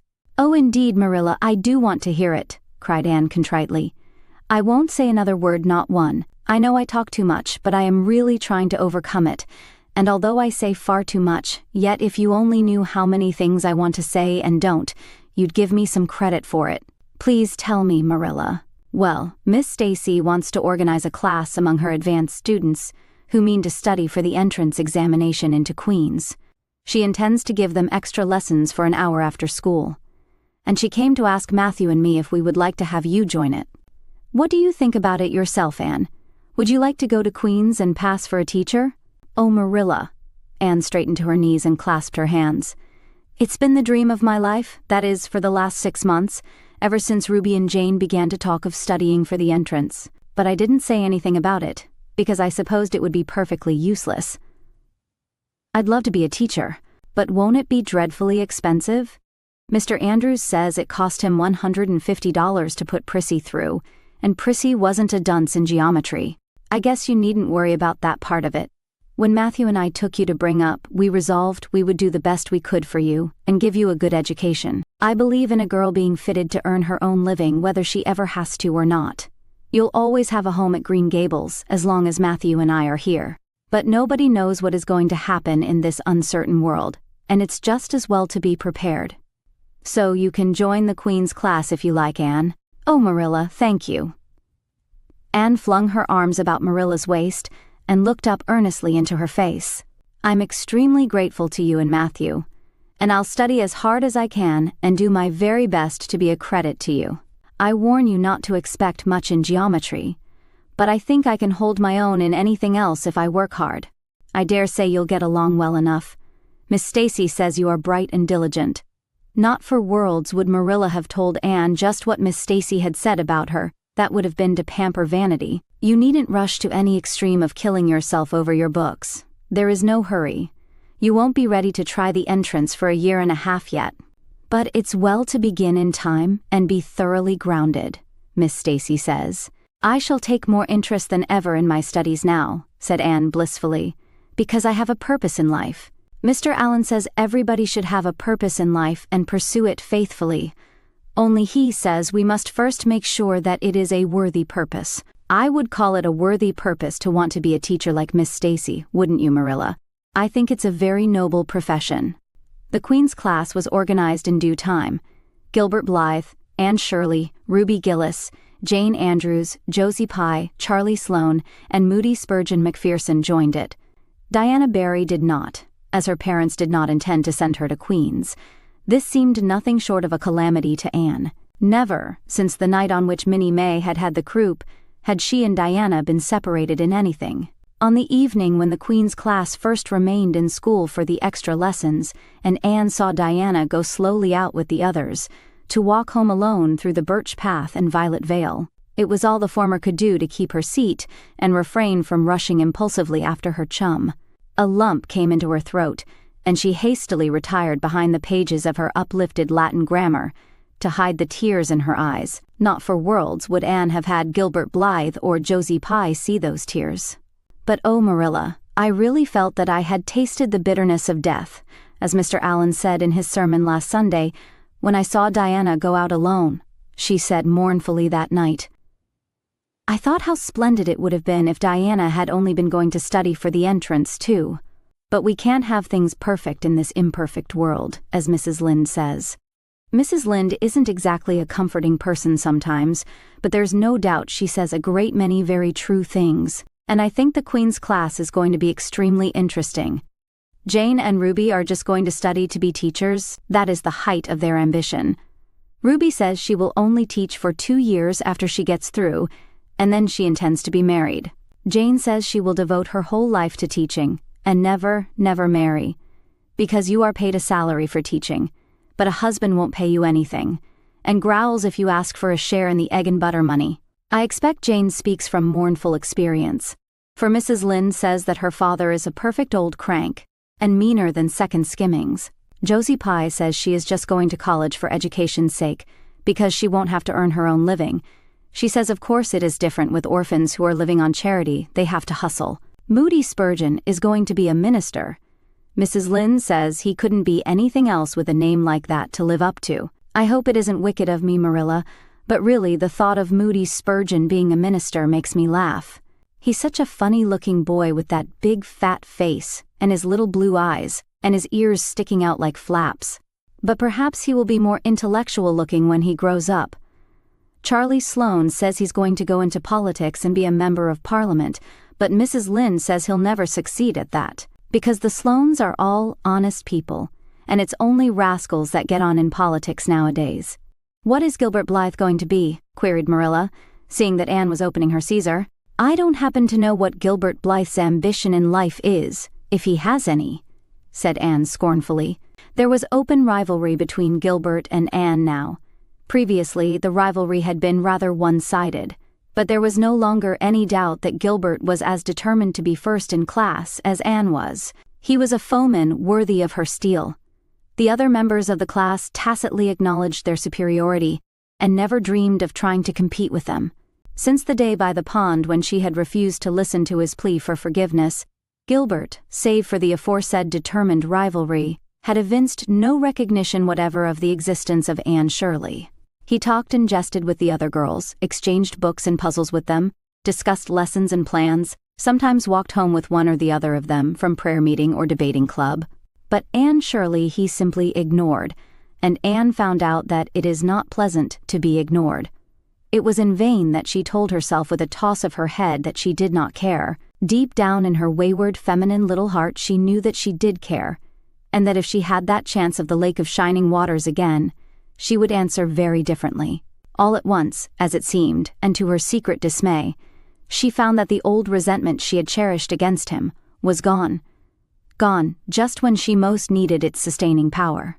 It was in vain that she recalled every incident and emotion of that memorable occasion and tried to feel the old satisfying anger. That day by the pond had witnessed its last spasmodic flicker. Anne realized that she had forgiven and forgotten without knowing it, but it was too late, and at least neither Gilbert nor anybody else, not even Diana, should ever suspect how sorry she was and how much she wished she hadn't been so proud and horrid. She determined to shroud her feelings in deepest oblivion, and it may be stated here and now that she did it, so successfully that Gilbert, who possibly was not quite so indifferent as he seemed, could not console himself with any belief that Anne felt his retaliatory scorn. The only poor comfort he had was that she snubbed Charlie Sloane, unmercifully, continually, and undeservedly. Otherwise, the winter passed away in a round of pleasant duties and studies. For Anne, the days slipped by like golden beads on the necklace of the year. She was happy, eager, interested.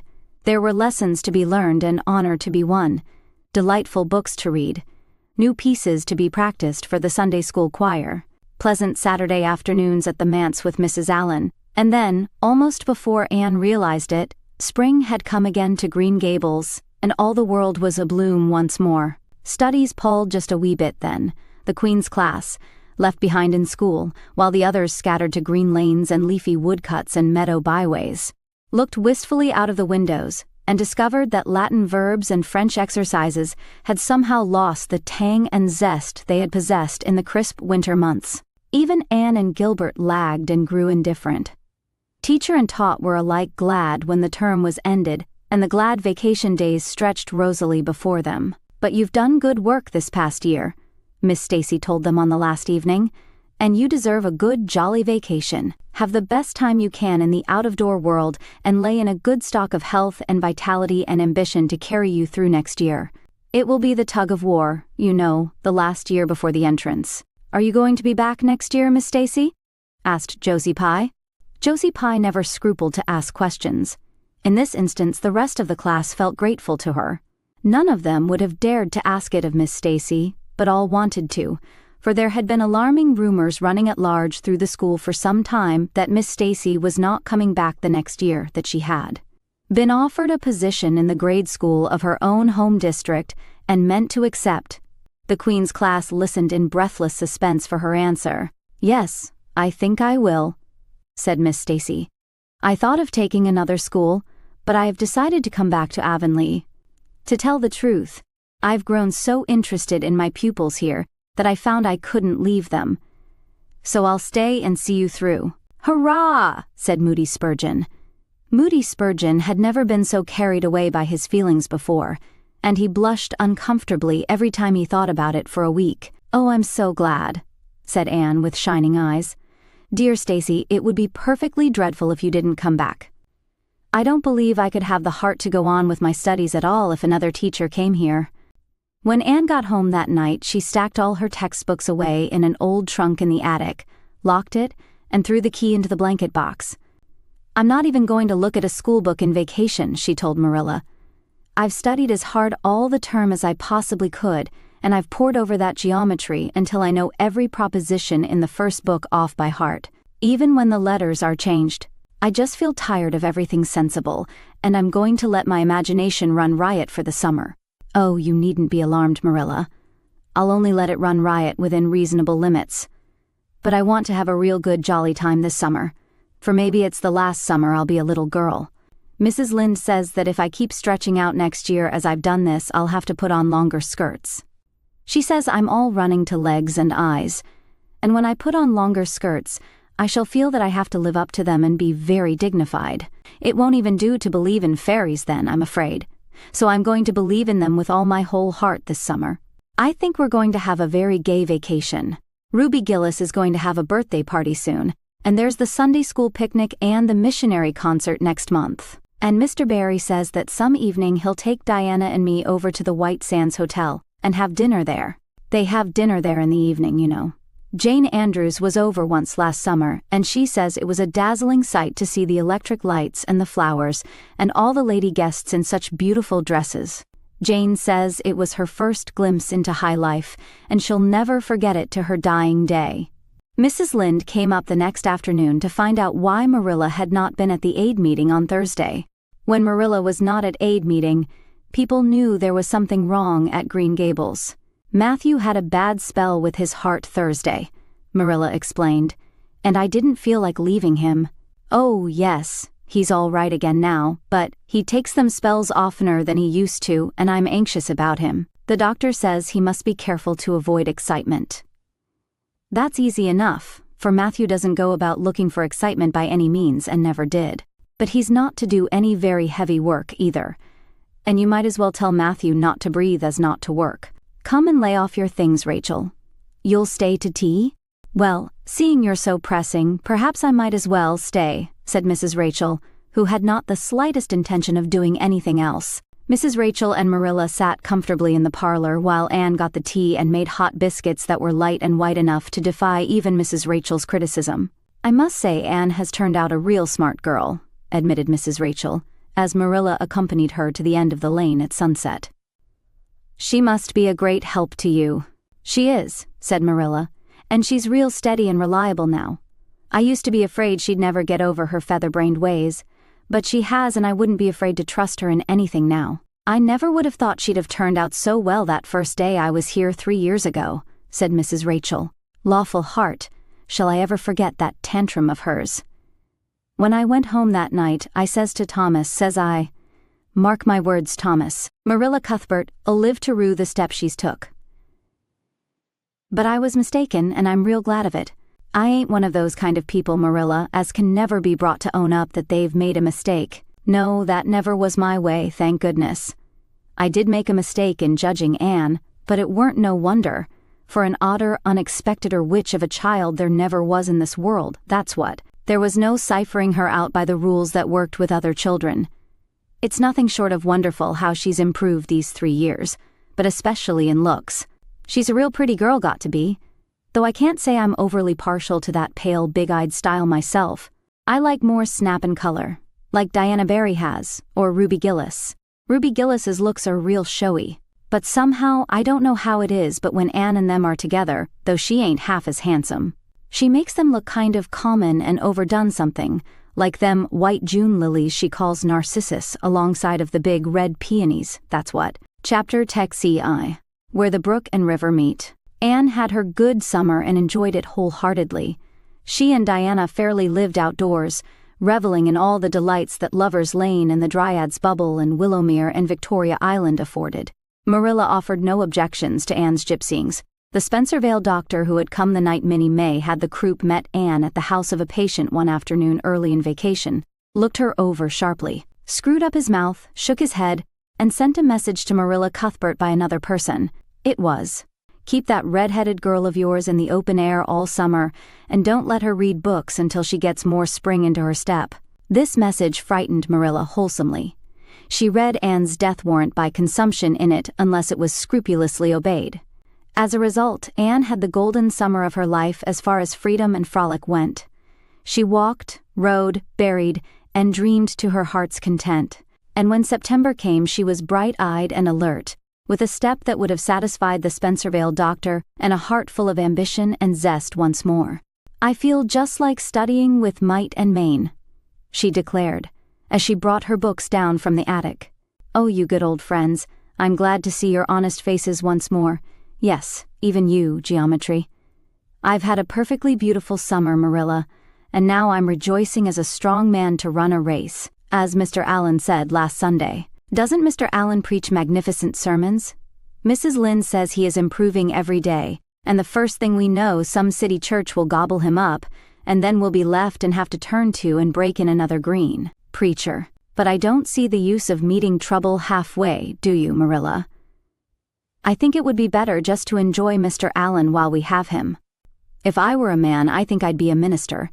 They can have such an influence for good, if their theology is sound, and it must be thrilling to preach splendid sermons and stir your hearers' hearts. Why can't women be ministers, Marilla? I asked Mrs. Lynde that, and she was shocked and said it would be a scandalous thing. She said there might be female ministers in the States, and she believed there was. But thank goodness we hadn't got to that stage in Canada yet, and she hoped we never would. But I don't see why. I think women would make splendid ministers. When there is a social to be got up or a church tea or anything else to raise money, the women have to turn to and do the work. I'm sure Mrs. Lynde can pray every bit as well as Superintendent Bell, and I've no doubt she could preach too with a little practice. Yes, I believe she could, said Marilla dryly. She does plenty of unofficial preaching as it is. Nobody has much of a chance to go wrong in Avonlea with Rachel to oversee them. Marilla, said Anne in a burst of confidence, I want to tell you something and ask you what you think about it. It has worried me terribly on Sunday afternoons, that is, when I think specially about such matters. I do really want to be good, and when I'm with you or Mrs. Allen or Miss Stacy, I want it more than ever, and I want to do just what would please you and what you would approve of. But mostly when I'm with Mrs. Lynde, I feel desperately wicked, and as if I wanted to go and do the very thing she tells me I oughtn't to do.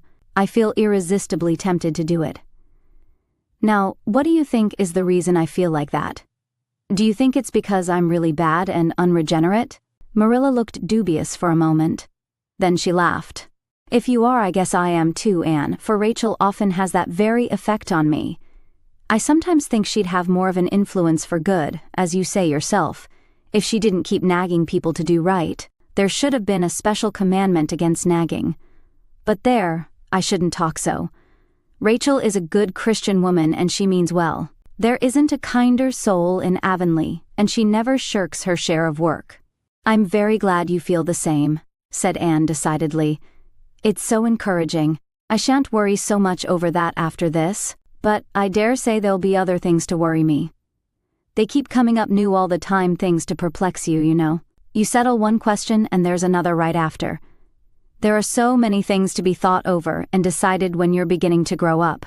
It keeps me busy all the time thinking them over and deciding what is right. It's a serious thing to grow up, isn't it, Marilla? But when I have such good friends as you and Matthew and Mrs. Allen and Miss Stacy, I ought to grow up successfully, and I'm sure it will be my own fault if I don't. I feel it's a great responsibility because I have only the one chance. If I don't grow up right, I can't go back and begin over again. I've grown 2 inches this summer, Marilla. Mr. Gillis measured me at Ruby's party. I'm so glad you made my new dresses longer. That dark green one is so pretty, and it was sweet of you to put on the flounce. Of course I know it wasn't really necessary, but flounces are so stylish this fall, and Josie Pye has flounces on all her dresses. I know I'll be able to study better because of mine. I shall have such a comfortable feeling deep down in my mind about that flounce. It's worth something to have that, admitted Marilla. Miss Stacy came back to Avonlea School and found all her pupils eager for work once more. Especially did the Queen's class gird up their loins for the fray, for at the end of the coming year, dimly shadowing their pathway already, loomed up that fateful thing known as the entrance, at the thought of which one and all felt their hearts sink into their very shoes. Suppose they did not pass. That thought was doomed to haunt Anne through the waking hours of that winter, Sunday afternoons inclusive, to the almost entire exclusion of moral and theological problems. When Anne had bad dreams, she found herself staring miserably at pass lists of the entrance exams, where Gilbert Blythe's name was blazoned at the top, and in which hers did not appear at all. But it was a jolly, busy, happy, swift-flying winter. Schoolwork was as interesting, class rivalry as absorbing, as of yore. New worlds of thought, feeling, and ambition, fresh, fascinating fields of unexplored knowledge, seemed to be opening out before Anne's eager eyes. Hills peeped o'er hill, and Alps on Alps arose. Much of all this was due to Miss Stacy's tactful, careful, broad-minded guidance. She led her class to think and explore and discover for themselves and encouraged straying from the old beaten paths, to a degree that quite shocked Mrs. Lynde and the school trustees, who viewed all innovations on established methods rather dubiously. Apart from her studies, Anne expanded socially, for Marilla, mindful of the Spencervale doctor's dictum, no longer vetoed occasional outings. The debating club flourished and gave several concerts. There were 1 or 2 parties almost verging on grown-up affairs. There were sleigh drives and skating frolics galore. Between times Anne grew, shooting up so rapidly that Marilla was astonished one day, when they were standing side by side, to find the girl was taller than herself. "Why, Anne, how you've grown," she said almost unbelievingly. A sigh followed on the words. Marilla felt a queer regret over Anne's inches. The child she had learned to love had vanished somehow, and here was this tall, serious-eyed girl of 15, with the thoughtful brows and the proudly poised little head, in her place. Marilla loved the girl as much as she had loved the child, but she was conscious of a queer, sorrowful sense of loss. And that night, when Anne had gone to prayer meeting with Diana, Marilla sat alone in the wintry twilight and indulged in the weakness of a cry. Matthew, coming in with a lantern, caught her at it and gazed at her in such consternation that Marilla had to laugh through her tears. "I was thinking about Anne," she explained. "She's got to be such a big girl, and she'll probably be away from us next winter. I'll miss her terrible. She'll be able to come home often. comforted Matthew, to whom Anne was as yet and always would be the little eager girl he had brought home from Bright River on that June evening 4 years before. The branch railroad will be built to Carmody by that time. It won't be the same thing as having her here all the time, sighed Marilla gloomily, determined to enjoy her luxury of grief uncomforted. But their men can't understand these things. There were other changes in Anne no less real than the physical change. For one thing, she became much quieter. Perhaps she thought all the more and dreamed as much as ever, but she certainly talked less. Marilla noticed and commented on this also. You don't chatter half as much as you used to, Anne, nor use half as many big words. What has come over you? Anne colored and laughed a little as she dropped her book and looked dreamily out of the window, where big fat red buds were bursting out on the creeper in response to the lure of the spring sunshine. I don't know, I don't want to talk as much, she said, denting her chin thoughtfully with her forefinger. It's nicer to think, dear, pretty thoughts and keep them in one's heart, like treasures. I don't like to have them laughed at or wondered over, and somehow I don't want to use big words anymore.